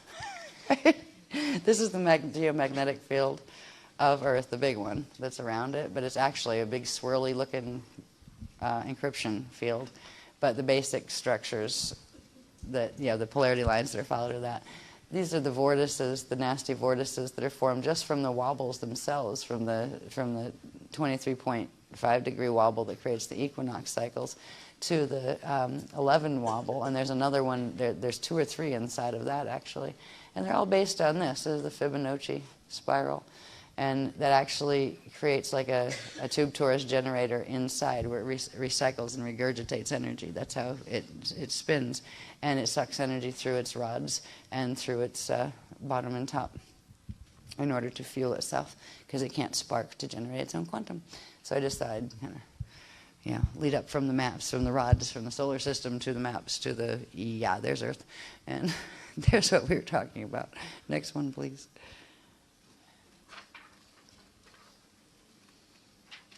Back to friendlier things. This is our IS body, and this is the one that runs with the Illyrian chambers, right? So this would be Illyrian chamber 12, and then over here at 15 degrees you'd have fire chamber 12. The fire chamber 12 is where the light body, structures would be, and this is where the 15 degrees over this way is where the IS body would be, and also the mana body, which forms in between here and here. It's where our atoms are supposed to be. So literally the materialized part of our cells are atoms. We should be seeing the reality field that is 15 degrees different from the one we're at, because we've been squashed over and our atoms unnaturally electromagnetically bonded to the atoms of the light body field, which is not supposed to occur. Next one, please. So this is just showing the structure. These are phase cells that phase and spark when they're alive. That's just showing it within the Christ star vehicle. So they all fit in together, the embedded Christ star vehicles.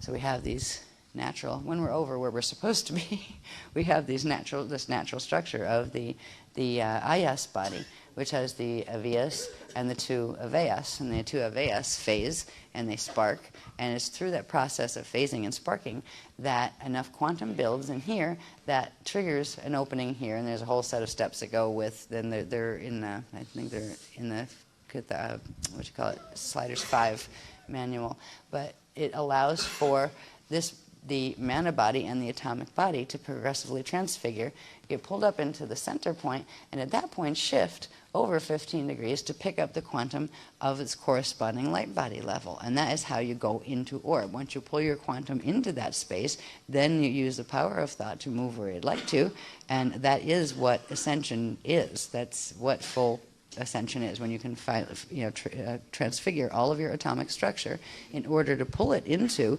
an encryption pattern within these 3 basically come together and form a bright star-like effect. It has the points because all the Illyrian chambers and fire chambers light up in it, so it looks like a 24-point star at certain points. Unless, of course, you're playing with 48-point lotuses, then it would look like a 48-point star. So when these just naturally phase, those 2 come together and they spark in the center, and then the spark goes up and stores joule energy up here, and when there's enough quantum of joules stored, that creates a backflow. It opens that point, and that backflows to the spirit body, and then the spirit body gives a backflow return, so it creates the circulation. And at certain points, normally we would do this, and just having an atomic structure, it would occasionally flash off as it went into orb, just to go regenerate, because it goes into orb, pulls in the light body, and then pops off completely into spirit, and then comes back out again. So it's a natural process of rejuvenation of the atomic structure of a matter form, and that's why they're eternal life matter forms that have these. They start out as what they call Age bodies, which is the side that's over here. And after this transfigures to a certain level and then makes it shift over to blend with the light body structures, it is then called a Jade body.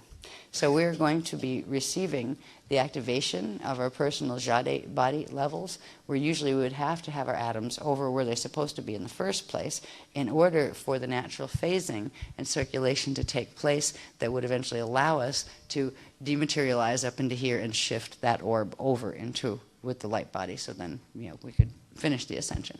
What they're going to be doing is actually giving us an influx of elemental currents. They're opening, because we have opened the one doorway. It's not opened into density 2 yet, but they're going to do this tonight. They're going to do the six-dimensional level activation of it. And that will allow for the density 2 orb flow to come in. And with that, it will allow us to have enough quantum just by breathing it. It's like healthier air than here. If you breathe down here, you end up with Metatronic signature on what you're inhaling. It's giving you a counterbalance to that, where you can still be here and live here and breathe that, but you can also energy breathe this, and it's coming from from higher earth planes first, and then median earth. They'll probably blend it. They haven't said which, but I know we have to go through the higher earth levels first before we can get to median, before we can get to Ashalaya, before we can get to the ones higher. So it's a bit of a process, isn't it? I suppose it could be worse. So anyway, next one, please.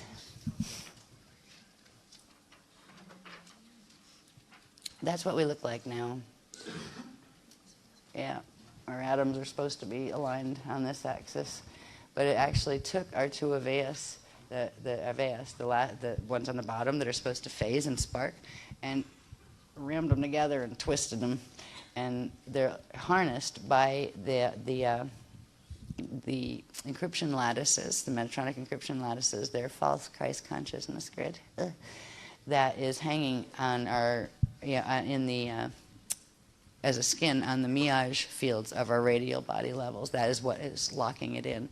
So literally what they're going to do on this axis, on the natural axis, they're going to accelerate this, or they're going to give us the option to breathe in the frequencies from this massive Merkaba that we have created there, this door, this transharmonic doorway, and increase our frequency by doing that to the point where we would get the natural spark point here, that we don't have a body there right now to pull up into it because that body's stuck over here. But if we can get this part of our anatomy to behave as if it had already gone through that and now it's time to shift, it will shift over into alignment with where we are now. It will stay there and progressively transmute and heal the atomic structure here, and it will give us protection as well. So our orb will hang around with us here until the atoms are able to leave the bond of the light body. And it's the beginning, the next stage in learning how to orb and seriously being able to take your atoms with you. It'll also increase, they said it'll increase the projection abilities a lot too, where you'll get more progressively, if you use them, if you use the projections, the journeys, you will progressively, know them as more and more real, as far as experience, experientially. But by doing this, by allowing that natural sphere of destiny, or destiny of our ascension sphere, to actually activate around us, it can't fully activate yet because it would blow our atoms apart, because they can't fully hold that frequency in the state they're in of the twisted bond. But it can gently accelerate their returning back to their normal state and building the mana body back in the natural structure. And when that happens, then we'll be able to do two things. Since we're already part orbed already, we already got that level of activation done, we would be able to fully orb and then shift back 15 degrees if we wanted to and deorb and find out what it looks like, 15 degrees different angular rotational particle spin over at on higher Earth, and see how, see what that's like. I mean, it still is a potential. It's going to be a potential for a small amount of people after 2012. But fortunately, the people who do bother to work with this work, they will be able to still have that potential. We're all still going, will any of us get to take the bodies out? I don't know. Hope so. We're still trying. If not, it's like, well, at least, if you try it, that's good. If it doesn't work to get the bodies out, what did you lose? You're going to die anyway, right? I mean, the bodies die here. If it comes to the point where the physical body can't come out, what you want to be able to do is bardo well and know where you're going when you leave with as little pain as possible, and clean up after yourself so you don't get any part of yourself stuck here, and simply go that way. So we're hoping that the atoms hold up. I feel like my atoms have got very, very old in the last 10 years. I'm really hoping they start feeling a lot younger. But anyway, this will be the next phase in both. Once this occurs, once they let's try another diagram, because I have this series of them that show the little star effect. Next one, forward, please.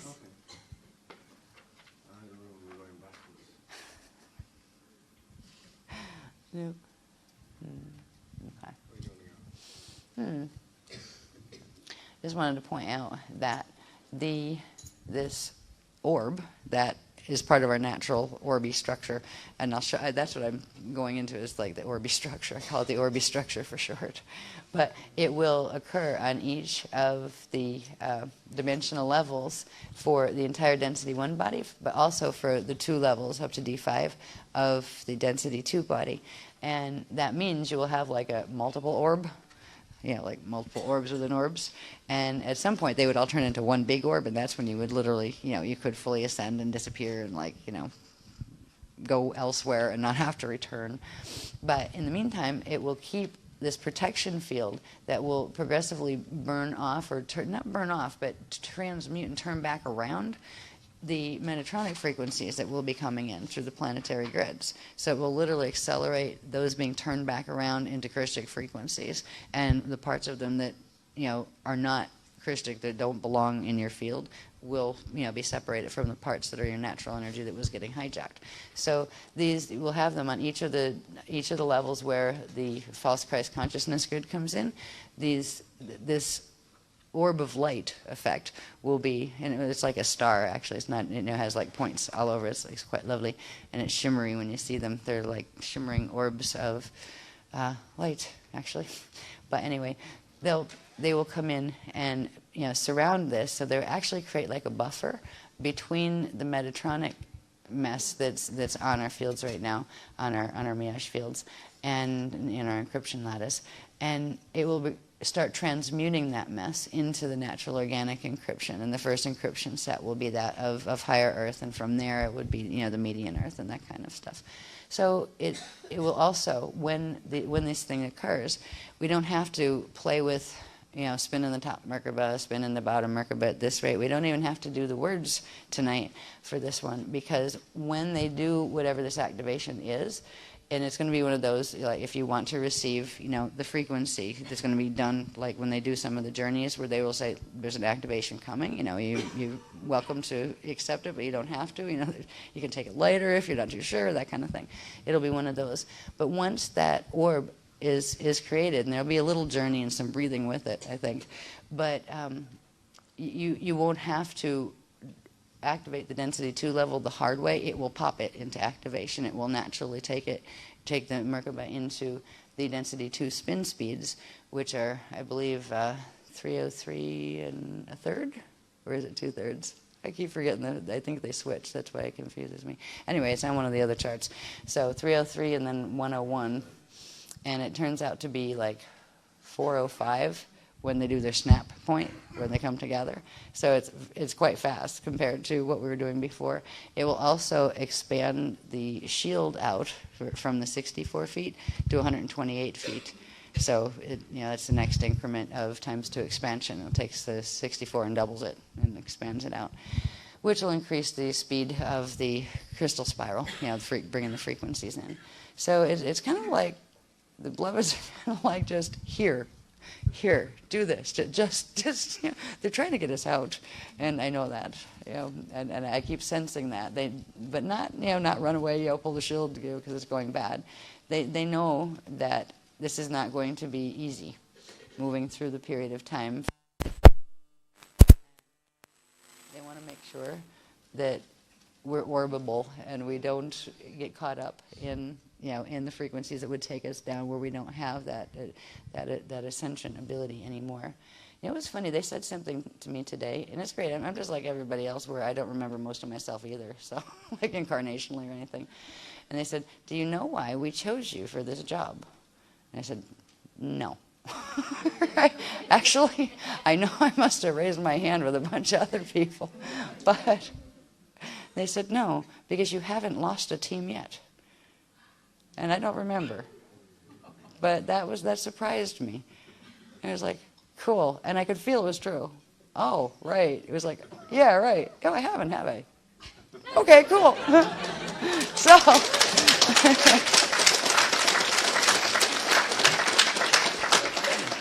think whatever part of me was good at that, so hopefully it still is. Yeah, I remember there was times when it was, like, this is still peaceful compared to what some of the other times were when we were in Gate Wars. I mean, we don't have spaceships flying through the sky mowing us down with laser beams by the thousands, which we did in the Electric Wars. You know, that was something. There's been some big somethings that, this is easy so far by comparison. We just have to stay up at bizarre hours and breathe funny.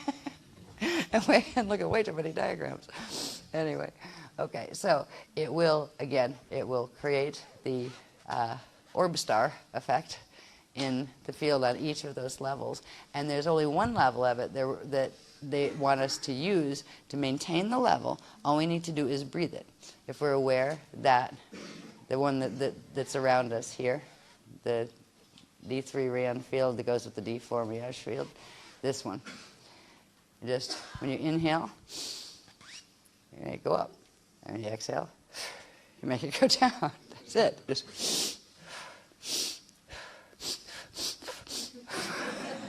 And I'm sure you could do it to drum beats if you wanted to, too. There's probably, but anyway, to keep it maintained, once they activate this, once they release the frequencies for its activation and whatever breathing, they're going to give me the little steps. I'm going to take a break, to write them down because they told me to bring a notebook. I know what that means.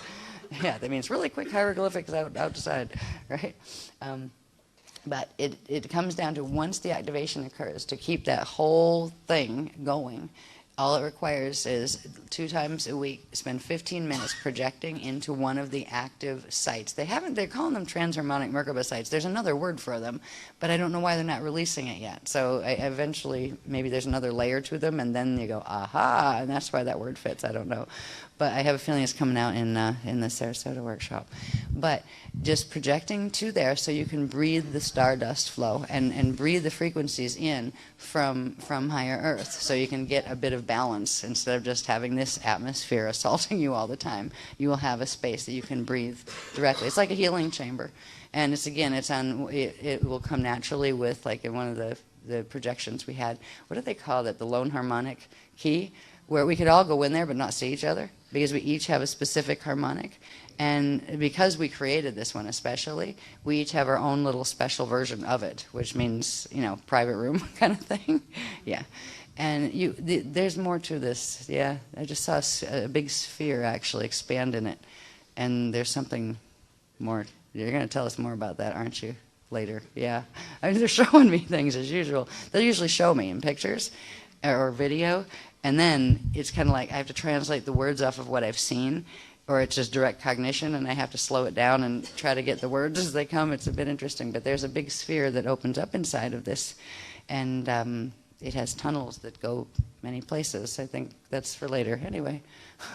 Or it might have something to do with the technique. I don't know yet because they didn't tell me yet what the run's going to be on it. But I just wanted to show you the levels of where it's going to be. Next one, please. We're almost there. Yeah, this is just showing the phasing set. These two would phase together and spark. They'd send quantum up there. It would open, the quantum would be backflow to the spirit body all the way across the vector, and then that would send backflow return to you, and then that would make these phase some more, and until you built up quantum. And then, once you built up quantum, you would start to go through the transfiguration. Next one, please.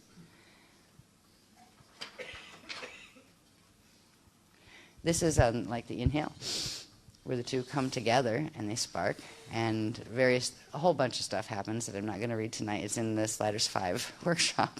That was hard enough when I wasn't totally exhausted to bring through. But in simple terms, you progressively as you're building quantum up around here, or up around that point in your AVS body, the AVS part comes together, and at a certain point of quantum building, all of this pulls up again as you're progressively dematerializing yourself, right, and pulling yourself into the core state matter. All right, next one, please.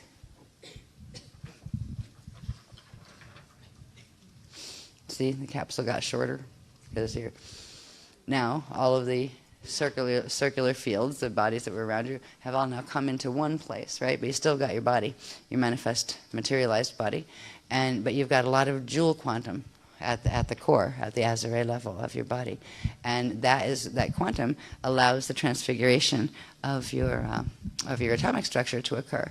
And it's only transfiguration temporarily.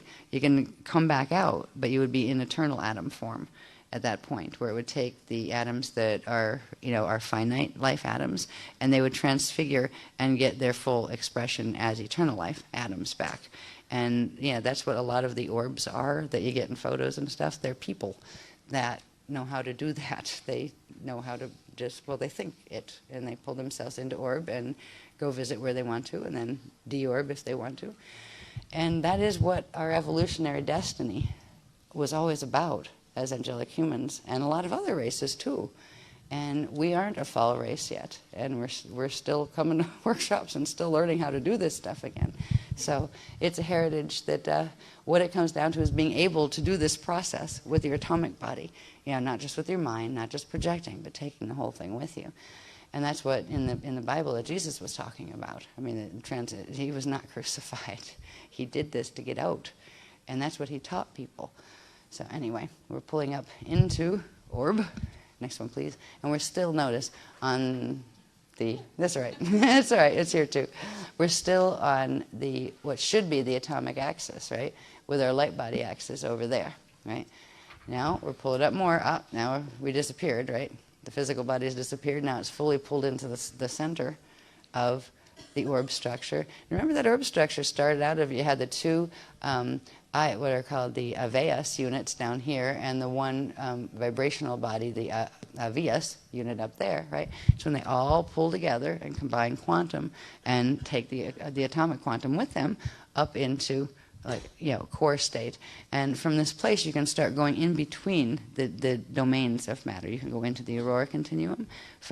Instead you can leave like the outer domains and move into the space between the outer and the middle domains. So it's where the usual laws of electromagnetic structure for dimensional structure, you're able to move past those into a broader framework into the aurora continuum. So orbing is like it's kind of like the Mercedes of light body structure or whatever. That's an old car, but I'm an old chick. Next one, please. So once you got this far, once you're up this far and you're in that state, you still have to pick up the light body. And that's when, as an orb, you'd shift over into alignment with the light body. You'd shift 15 degrees. If this is your body here, right, you would shift your angular rotation and particle spin as an orb. It's much easier to do as an orb, right? Because it all just kind of goes. We don't have like part of it going and you're slowly disappearing, like, there goes my leg. Yeah, I'm joking on that one. So anyway, so you're still really in the same place. You're just shifting the axis of the rotation of your atoms and your orb body structure. Once the body shifts into alignment with the light body axis, once this shifts over into that axis, then it goes from being what was called the Ajay body over here to the Jade body over there, which is a projection vehicle. I mean, it is an ascension vehicle, the Jade body. And it was really funny. I learned about the Jade bodies from one of our cats who transitioned, and she taught me about it. She actually pulled herself out of the body, and I saw this ghost body, and she wasn't even dead yet. She was like, she was dying, and we knew she was dying, but she kind of pulled herself out and just looked at me, and I saw her. Like, I could see her with she just projected really strong. She was always good at projecting. She'd like talk to you and like pop up in your face, even if you were 100 miles away. So she was really good at projecting. But she said, I want to show you something. And she pulled out her feet, like her bottom feet were the last to go. She kind of pulled them out and kind of shook them off and like kind of went, right? And she wasn't dead yet, though. There was still part of her in there, right? And she's kind of looking at me too, going, "Oh boy, this is weird," right? And she telepathed to me, and she gave me part of the wording actually. She said, "This is called a jade," and and started to explain things to me. And then, sure enough, within a couple of weeks after she had died, the beloveds came in and said, "Now it's time to learn about what you saw." Right, and what she did, and it's something that you don't have to be doing a death transition to use. She had to, because her physical body couldn't last anymore, and she used it to get herself out and to safety, so she didn't get trapped in the physical atoms when they were transitioning. But ideally, the jade body is for orb transit, for ascension transit, wherever you go. Because once you can ascend, you don't just like go up and float around with God forever. You can do that if you want to, but eternity is a long time, So everybody usually decides to go do something, right? You can even pretend you don't exist for a while, right? Because you just get tired, existing is, from here, believe me, I could, put me in that, sensory deprivation, gentle, nice warm water, please, chamber where I could just pretend I'm not here, right? Pretend I'm nowhere, just for relaxation purposes, right? Then come back and, have my verb. Anyway, the jade body structure forms from the light body and the Ajay body coming together and forming, literally the orb. And we are seeing portions of this when we in the D4 level. It requires to do this actually take six dimensions worth of energy. So we use D1, D2, D3, the density level that connects into the transharmonic levels or the aurora continuum, and then D4 and D5. All right, so it actually is a fifth dimensional consciousness vehicle, when you go into full jade. And the jade structure requires 6 dimensions. You don't have to go up, D1, 2, 3, then 4, 5, 6. You can have that one density level one in there, so you can go to fifth dimensional consciousness. But it does require a certain level of consciousness and thus DNA activation and all of those kind of things to fully be able to do that. But this is what every genuine ascended master had to learn somewhere along the line. And that's how they can bop in and stuff. Because some of the ones who pop in and visit are actually decent. They're not all fallen. There's a lot of ones that are fallen that are pretending they're ascended, but they're actually descended masters. But there are some that are good-natured and actually do use orb. Usually the ones who are working guardian teams do not like the word master. They don't like the hierarchical insinuation, so they usually refer to themselves as adepts because they've become adept at doing, the particular function. And so they prefer it that way. They shy away from the word masters. They think it's kind of arrogant. So, so they kind of okay, whatever. So they're training us to be adepts, Adashi adepts. And Adashi means that cycle that's returning home. So next one, please. And this is what we're going to get activated tonight. And that is going to pop the density 2 level of the Merkaba. Once, this gets even more complicated. Once we make the swing over, we've got that at 15 degrees, and it swings over to be with us. That energy comes and hangs with us. We can't fully go in, but the next level, if we could, if our atoms were ready to fully go, we would actually start pulling the light body up too, and up even higher. And there's specific alignments of what pulls up to where, and specific alignments of what level of the atomic body combines with what level of the light body. Because it actually goes the atomic body. If you're a D1 atomic body, it actually combines with the D2. The D2 atomic combines with the D3. It's actually an offset, and so it's interesting. It forms the in-between type of matter that allows you to go in. So it gets a bit complicated when you try to do diagrams, especially with that color in computers. But you'd progressively pull the orb levels up, the dimensional levels of the orbs, until they all pulled up into the center, and that's when you'd be off and flying. And you'd be able to go into density 1 framework, and you'd be able to go into density 2 framework. And you could also go within any of the frameworks that are connected within the aurora continuum. Eventually we would be able to go into the hubs with this. We've talked about the hubs before, that are going into the cores. We would be able to use that structure for that. So next one, please. And of course it activates the Christ Star vehicle at a much larger level.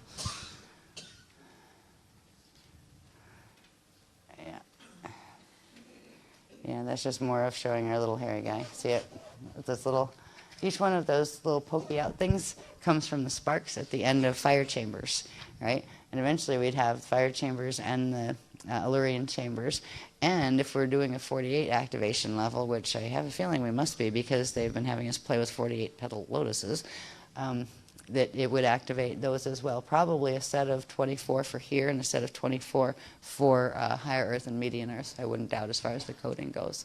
But you got to start somewhere, so we're starting with the 12 and 24, sets. So once we get this, we simplify it and get it off all the bodies. There are levels of integrated bodies that we have in our light body structure. Next one, please.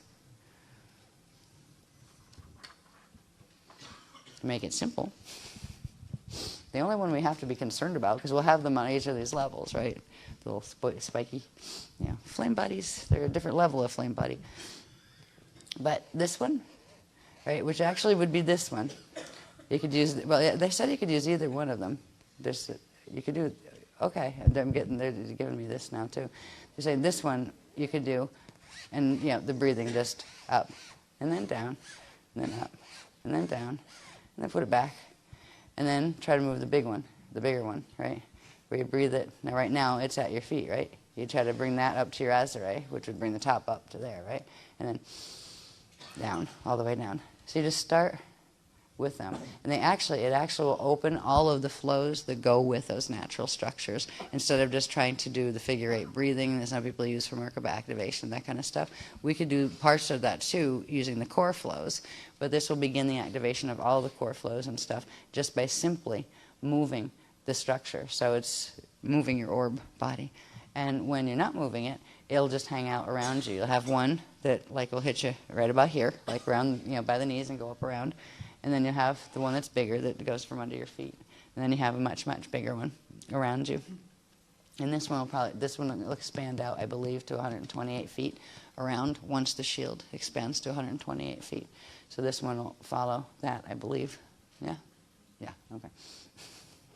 So this is the beginning of level 2 activation. Before I do it, because I have to run the live wave, I'm gonna take about a 15-minute break. I have to scribble down the immediate directions because they give me like up there, turn there, look at this, use that color, right? They did really quick directions.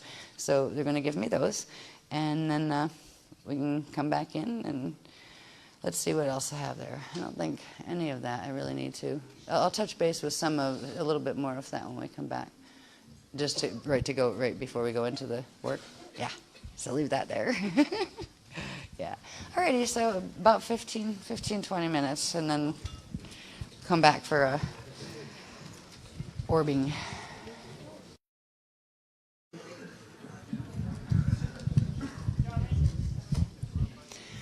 Hello again. Still here. Thank you.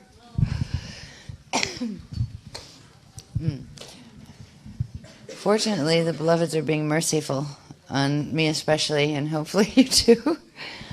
All right.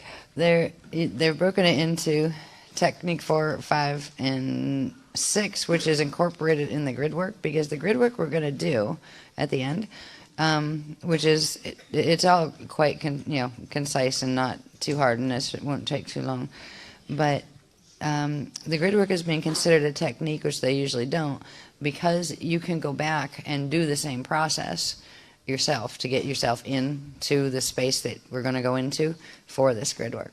So once, when you go home, you can play with going back there as the means to get into the transharmonic Merkaba space, which they still haven't given me the word for. I know there is a word for what these things are called, and they're not accelerator seats. They're different, but anyway, we're going to go into the one down in Skellig Michael in the grid work, and that accessing it in that way is something you can do personally, whenever you feel like you want to charge the orb, because you'll have your orb by then. So the first one is technique 4, and they called it initiating the density 2 transharmonic Merkaba, and it's a simple activation, it begins the activation of it. Then we'll go right into technique 5 from there. This one Let's see what this one does. This is in technique 5 is where they will give the activation over to your right that will bring your quantum over there into orb state, and then there'll be a process of breathing it back over. So it comes that 15-degree shift and anchors in your encryption lattice and in your biology. And let's see. Yeah, I'm just looking at my steps here.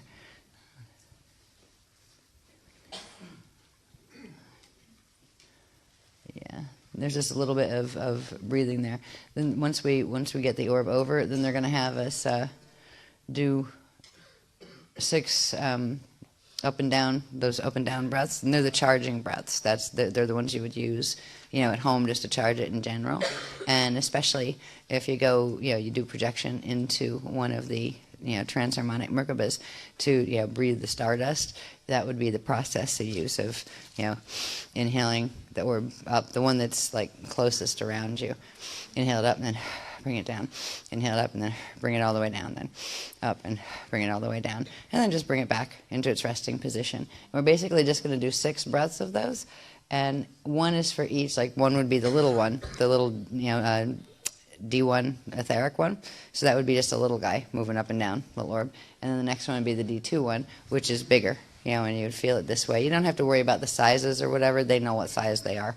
So you just think, okay, D1. Inhale, the orb's coming up. Exhale, it's going down to earth core. Inhale it back up. Just remember at the end of it, inhale, exhale, just bring it back up into place. Right? So it's like not left down in earth core and separated.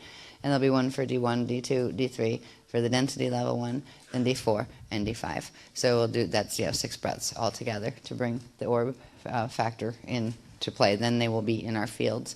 And at that point, it begins the spin speeds. Once those orbs are aligned, it will start the 303 and 2/3, I think it is, isn't it? And 101 and 1/3 or something.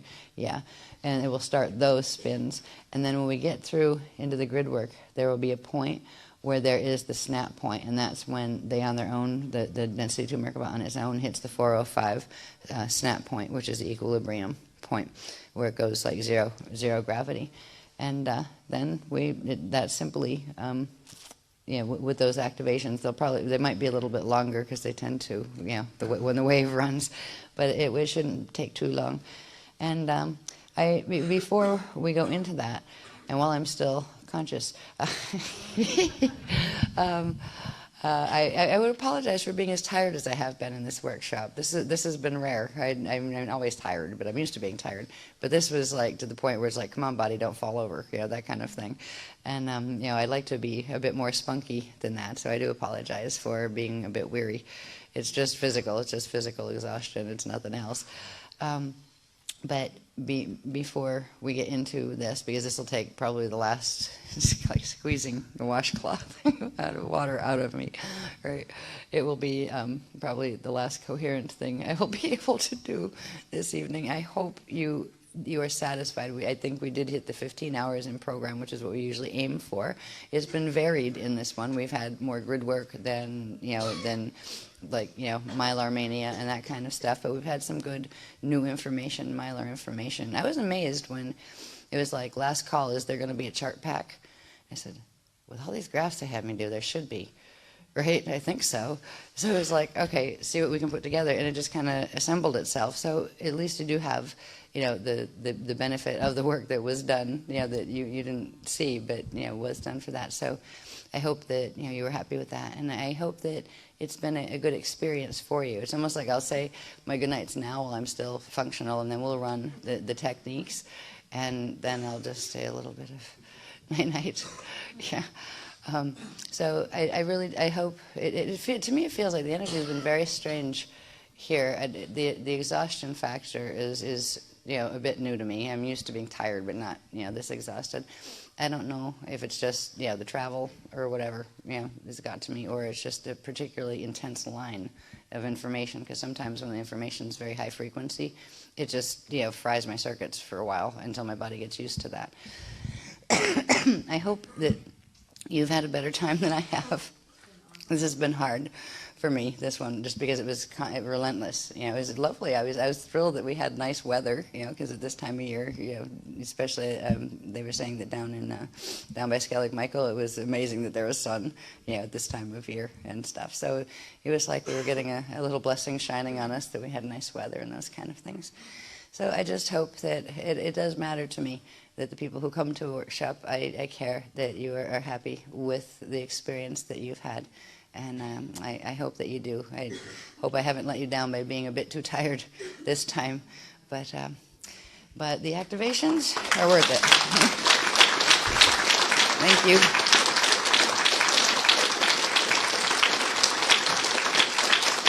Appreciate the support. So I won't waste the last of my breath just babbling, because I can do that when I'm really tired. Just no, we'll go into the technique. And take the coat off. Here comes the heat.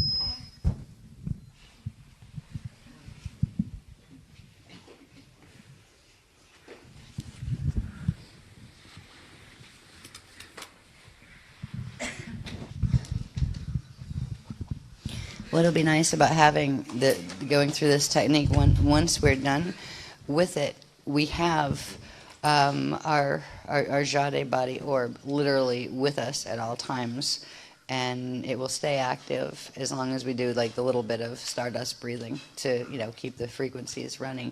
So it's a neat space. I felt bits of that, because sometimes it would, mine would turn on. They must have been doing something with it, and they'd turn on. But then sometimes it would turn off. And it was like, where'd it go? Whatever you did, do it again, because I felt good before. Because it would make me feel more peaceful, and also, especially like the more I deal with the higher level of the line, the higher the information goes, the harder it is to deal with just like regular 3D stuff, like say go grocery shopping or just being in like yucky energy, where the energy is really low and the consciousness is really low. And I find that with this effect of the Jade orb, and I'm excited that it's going to be permanent, like now it's ours and it will stay with us until we can go with it, atomically. It was like having literally a little protection bubble around me where it would buffer the stuff, and like the disharmonic frequencies wouldn't bother me so much. So I hope it has that effect for you. It's almost like a little tent. You can go and like just energize it really good and just make it shine really big, and it can really protect, give a protection field around you. I have a feeling that can go even further than that. That it would be something to keep in mind, if you're ever in any danger for anything on the 3D level or whatever, try that. Don't forget that that's there. And you might be surprised at what, magic can happen with things like that, with direct intervention and those kind of things. Excuse me. So now we'll begin the initiating the density 2 transharmonic Merkaba. This isn't going to be too difficult. We're just going to, after we have our Christ Our vehicles activated, of course,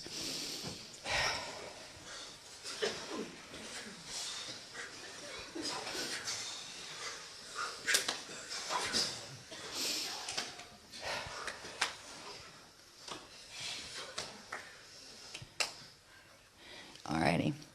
We're going to, if we can recall, that we have our crystal lotus, 48 petal lotus, that is down in our Maharic shield, like as if we're standing in it, we're sitting in it. And we're going to use that and bring its all huge, big, wonderful self up, because it's, I believe, 68 feet wide last time we heard, wasn't it? Diameter. Yeah, 64. Right. Yeah, 64, that's right. It's 128. Yeah. Okay, that's going to. So we're going to use the breath to lift it up into the disc area at the Azure. Just inhale it up and hold for a minute there. Feel a little burst from your silver seed. Just a little kind of like ping going into it. And on the exhale, we're going to push it out to its whole 64 feet.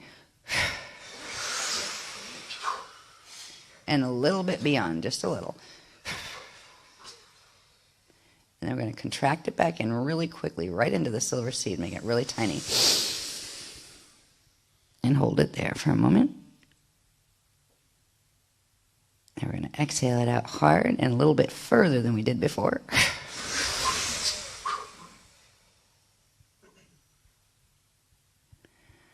And one more contraction into the silver seed. And this time, when we exhale it out, we're going to push it all the way out to the 128 feet diameter around us. And go.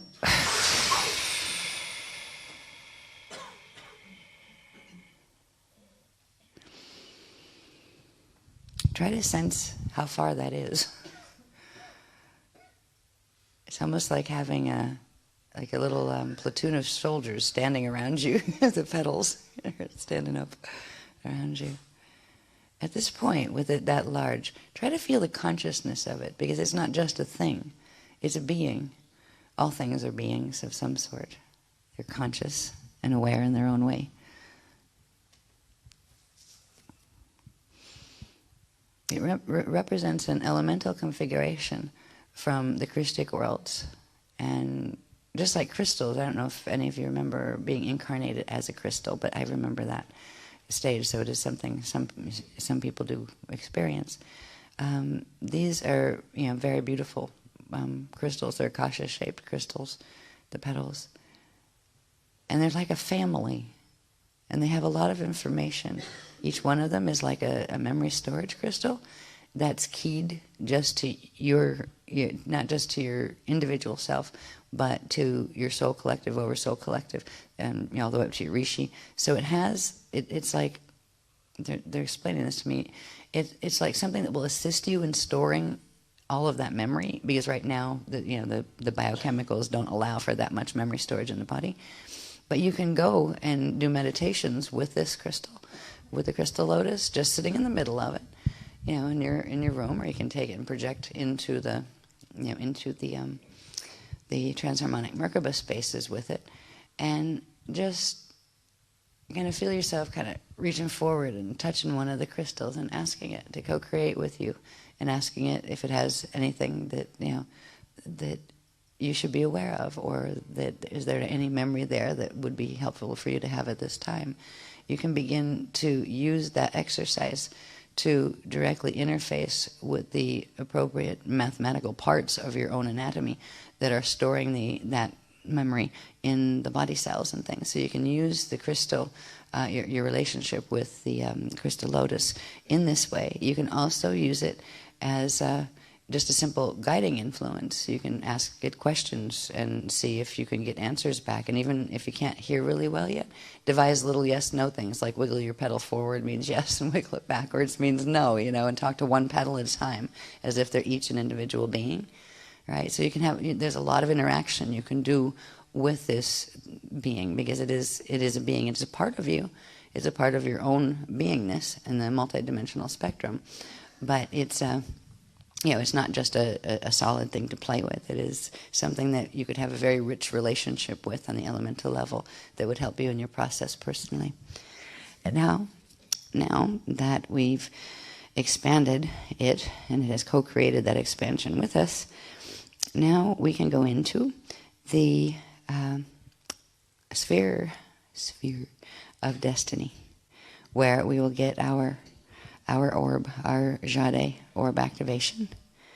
And this is, most of the work here is being done by the beloveds, because they're going to actually interface through the Ark of the Covenant shield that is beginning to activate. It doesn't have its Merkaba fully on it yet. We're going to finish that later tonight. But they're going to literally run through the Ark from median earth and higher earth, and run like a stream of energy directly through the Ark, and skip it up to Scalag Michael and beam it over to us. And it's going to come in like what? Like what?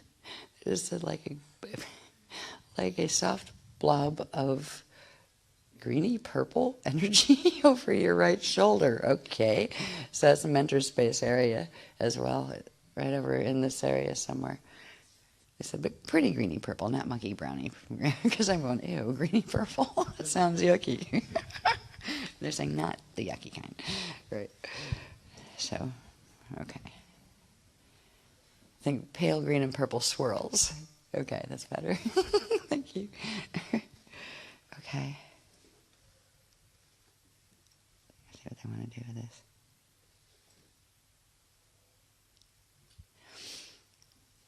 Okay. First of all, the greeny purple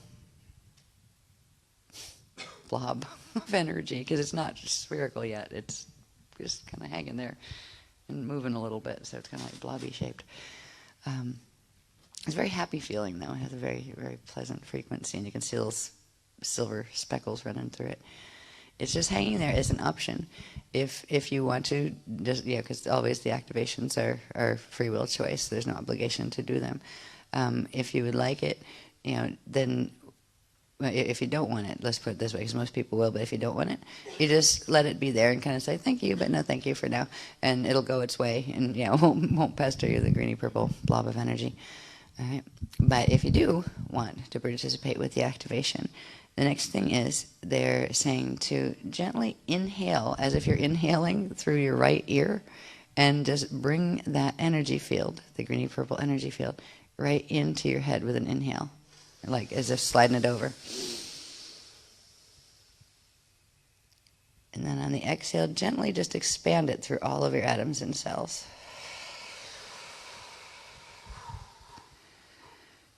Try to feel what that feels like, because there should be a little tingle to it, just a little one. Okay. Now this is just getting ready. That's just setting the ground field for the other activation to come. They're going to let me know when it comes. They're doing a timed thing. You're waiting for it to release. And it's coming soon. So I'll let you know as soon as it does. And when it does. Okay, there's going to be like a popping sensation that you may or may not feel over about 15 degrees, from over your right shoulder area. And that is when the activation has been received by your personal AVS encryption body, and it will go really fast from there. It will just move itself into orb. So when you feel that little pop or a little vibration over in that area, over your shoulder, then just really quickly just inhale it.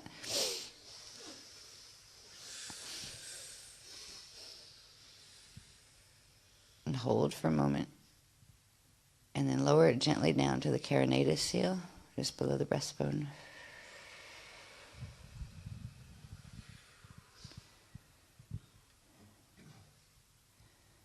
And now we're going to use an inhale breath to actually bring it up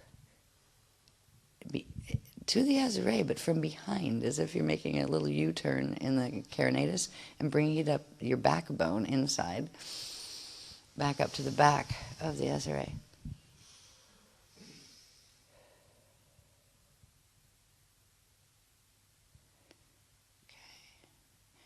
All right, and now I say do an inhale, breath, and hold for a moment.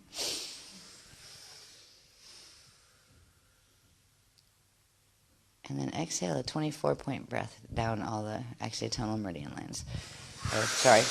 Chambers.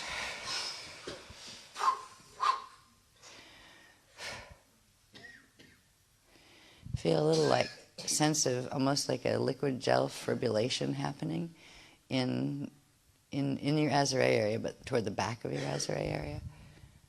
See if you can sense it and kind of just gently fibrillating through your shoulders.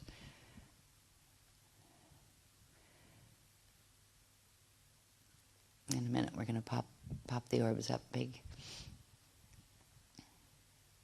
and then we'll energize them with the breathing, up and down breathing.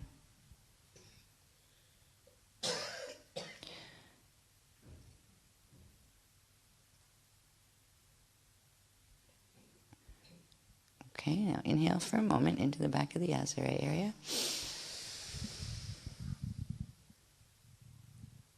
And now using the exhale, just gently expand the orb body out. And remember, it has the 6 levels to it. Just remember the levels, and they're coming out as you expand.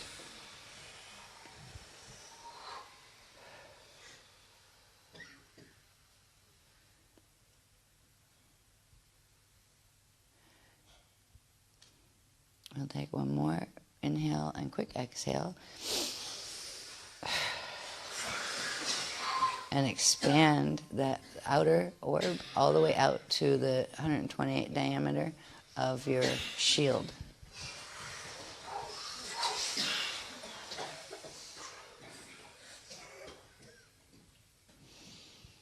Okay, your orb body is set, and now let's make it glow. Okay, so this will be simply 6 inhale up, where you're moving the sphere of it up, and then exhale down.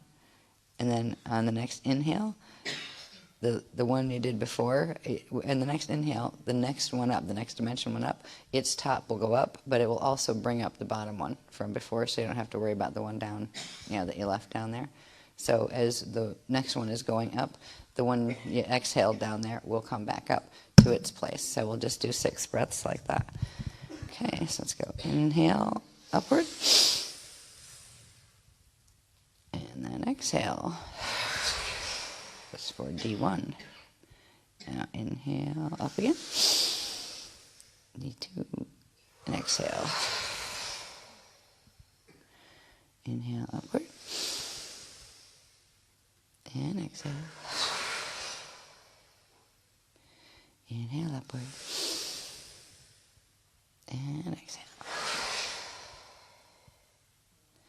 Inhale, upward. And exhale. And this is the last one, I believe. Inhale, upward. And exhale. And draw the last one back up to register where it belongs.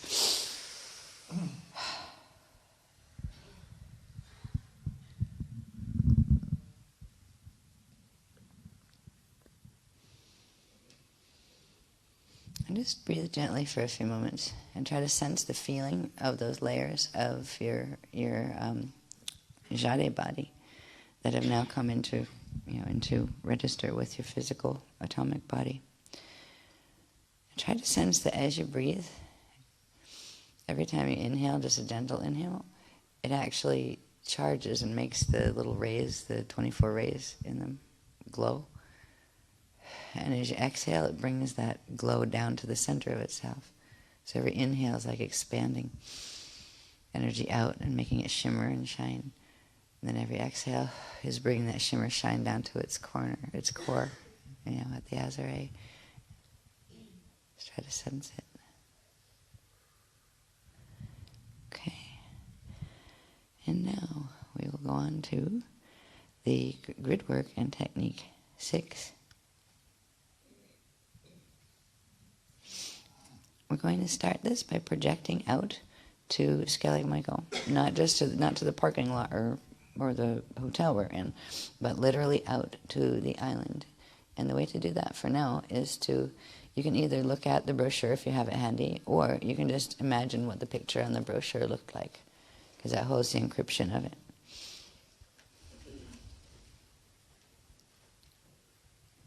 So we're going to, in a minute, all kind of fly out there together. And imagine now that you have your full orb, that you just pull yourself into the orb in order to fly and travel. So inhale and pull into our orb. And on the exhale, aim for Skellig Michael and the big Merkaba.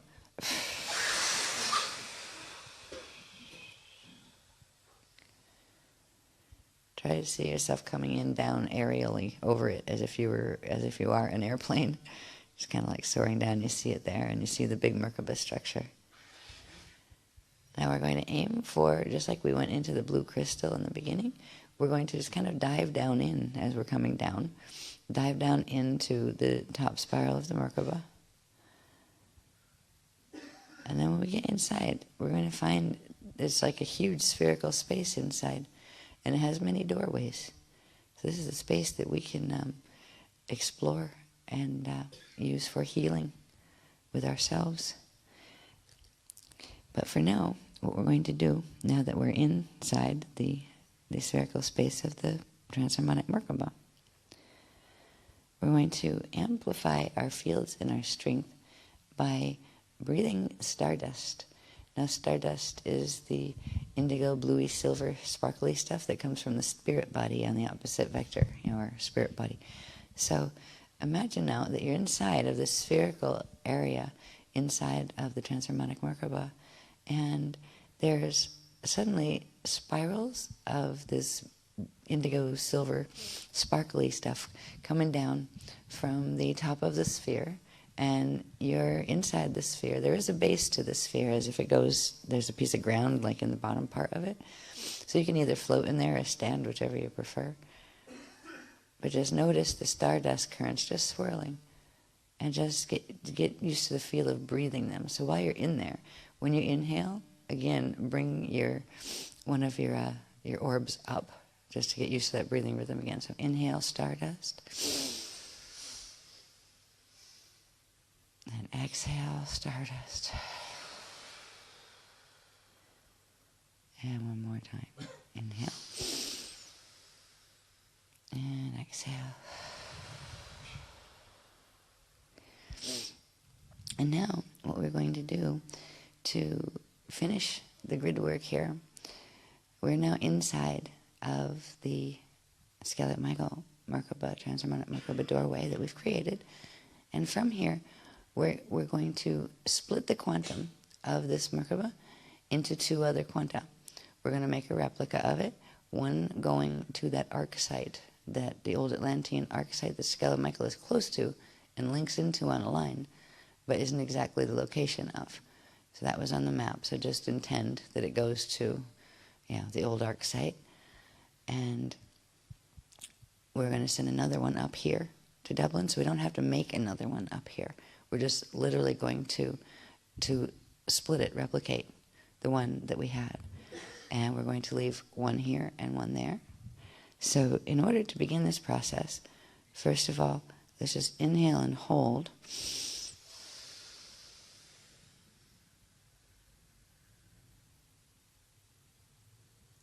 And exhale toward the center. If we're in a circle inside of this sphere, inside the Merkaba, exhale toward the center.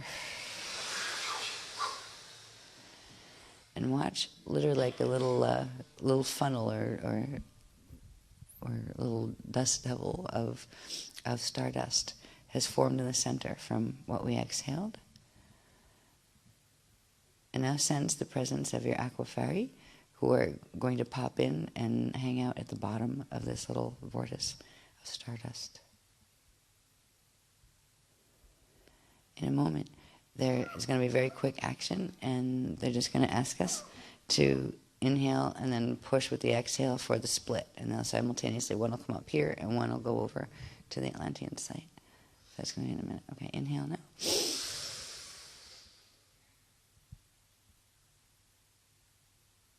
And exhale, and imagine we are splitting it now.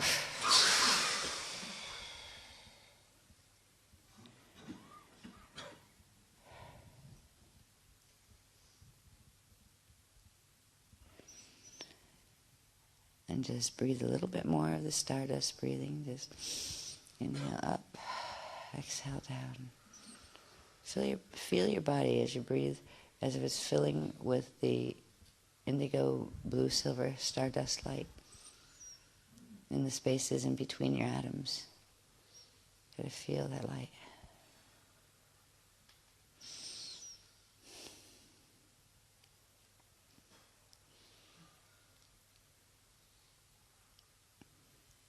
And before we leave to come back, we're going to get a special gift. The Beloveds are saying a special gift from them via the orb conduit that is now open, which means there's an open passage now, a clear open passage. We had started this before in Sliders 5, but there's a clear and stable open passage between our atomic body here and our Avias body over there, where our orb body belongs. So it's an open affiliation line, and they're going to be giving us a stream of pale pastel color, silvery metallic light. So if we'd like to receive that as an extra boost, just frequency boost. And it goes with Ashale, actually. It's coming from the Ashale level of the planetary stack. Okay, so we just breathe in from the right ear area.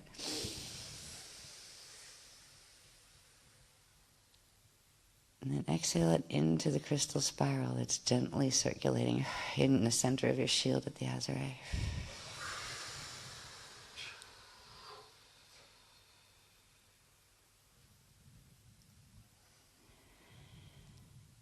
Okay, and we're going to do one more inhale of the pale pastel and bring it right directly into the silver seed.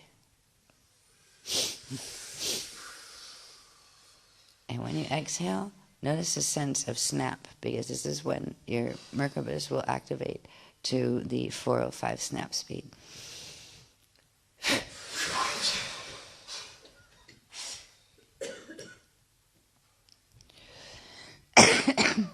Excuse me.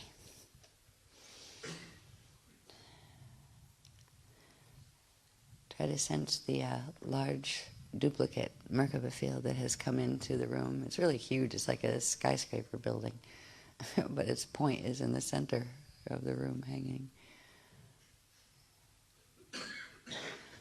Okay, they're saying within the next 24 to 48 hours, the one that is activated now to a density 2, which is the Skellig-Michael one, that will speak to both of the other two and progressively bring them up to activation speed. And at a certain point, sometime today is Sunday, right? Sometime Sunday, the ark will begin its journey. It will begin to, shift from the Egypt location and just literally move like a big light beam. It'll be like a big light beam that actually moves like a tractor beam. And it will come into register in the old Atlantean site. And that's going to give extra energy to the 3 sites. So there will be sites that can be used for all sorts of things, and you're welcome to come to those sites in projection. And you can simply use just a photo of it or a memory of a photo of it to project there. And see, and you won't be alone when you project there. If you would like, even the blue crystal people, if they're very much into this space as well. So if you would like to communicate with those little aquafairy, they would come, or any of the Buddhas that you've worked with before. And it's a whole new level of education in learning to work with these structures, is what they're saying. It is a very sacred entrustment. They're trusting us with this. And in the old days, very few people were allowed to have this knowledge for obvious reasons, because a lot of them used it for the opposite reasons, and moved it into the Metatronics. So it's an entrustment and an entitlement, because the more you learn with it, the more of your own power you do get back. And this was given to us now, the opportunity now, even though we still all have a lot of awakening to do personally, because we need to be ready for 2012 and beyond. And they care too much about us to take any chances with us not being able to make it out, because they didn't give us the information, the activations fast enough. So the Guardians would love to, they look forward to meeting you, and they said they meet most of you in your dreams already, but it very often not remembered. But that's all right. One day you will remember, and it will be a reunion for them too, that they are looking forward to us coming home, as well as we are looking forward to going home. So they're saying, good night and enjoy your Merkaba activation, because it has many surprises of a good nature, right? That there will be changes if you keep the spin speeds up with simply doing the inhale up and exhale down, rounds of breathing. If you project into the transharmonic Merkaba spots, and Skellig-Michael right now is the most active one. These other 2 will build up strength as the speed progressively increases and holds, but that is the strongest one right now. So they're suggesting go there, because really it's the only place on the planet right now that you can get that concentration of open elemental flow coming in from higher earth. There'll be many more as we work with this, but this is the first one, and it wouldn't be there if you guys weren't here to create it with the beloved. So we'd all like to say thank you, and feel free to enjoy your creation. And have a safe journey home.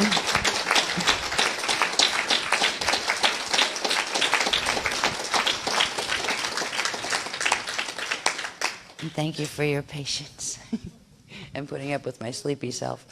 Right? Yes, have a very safe journey home. Yes. Nighty night.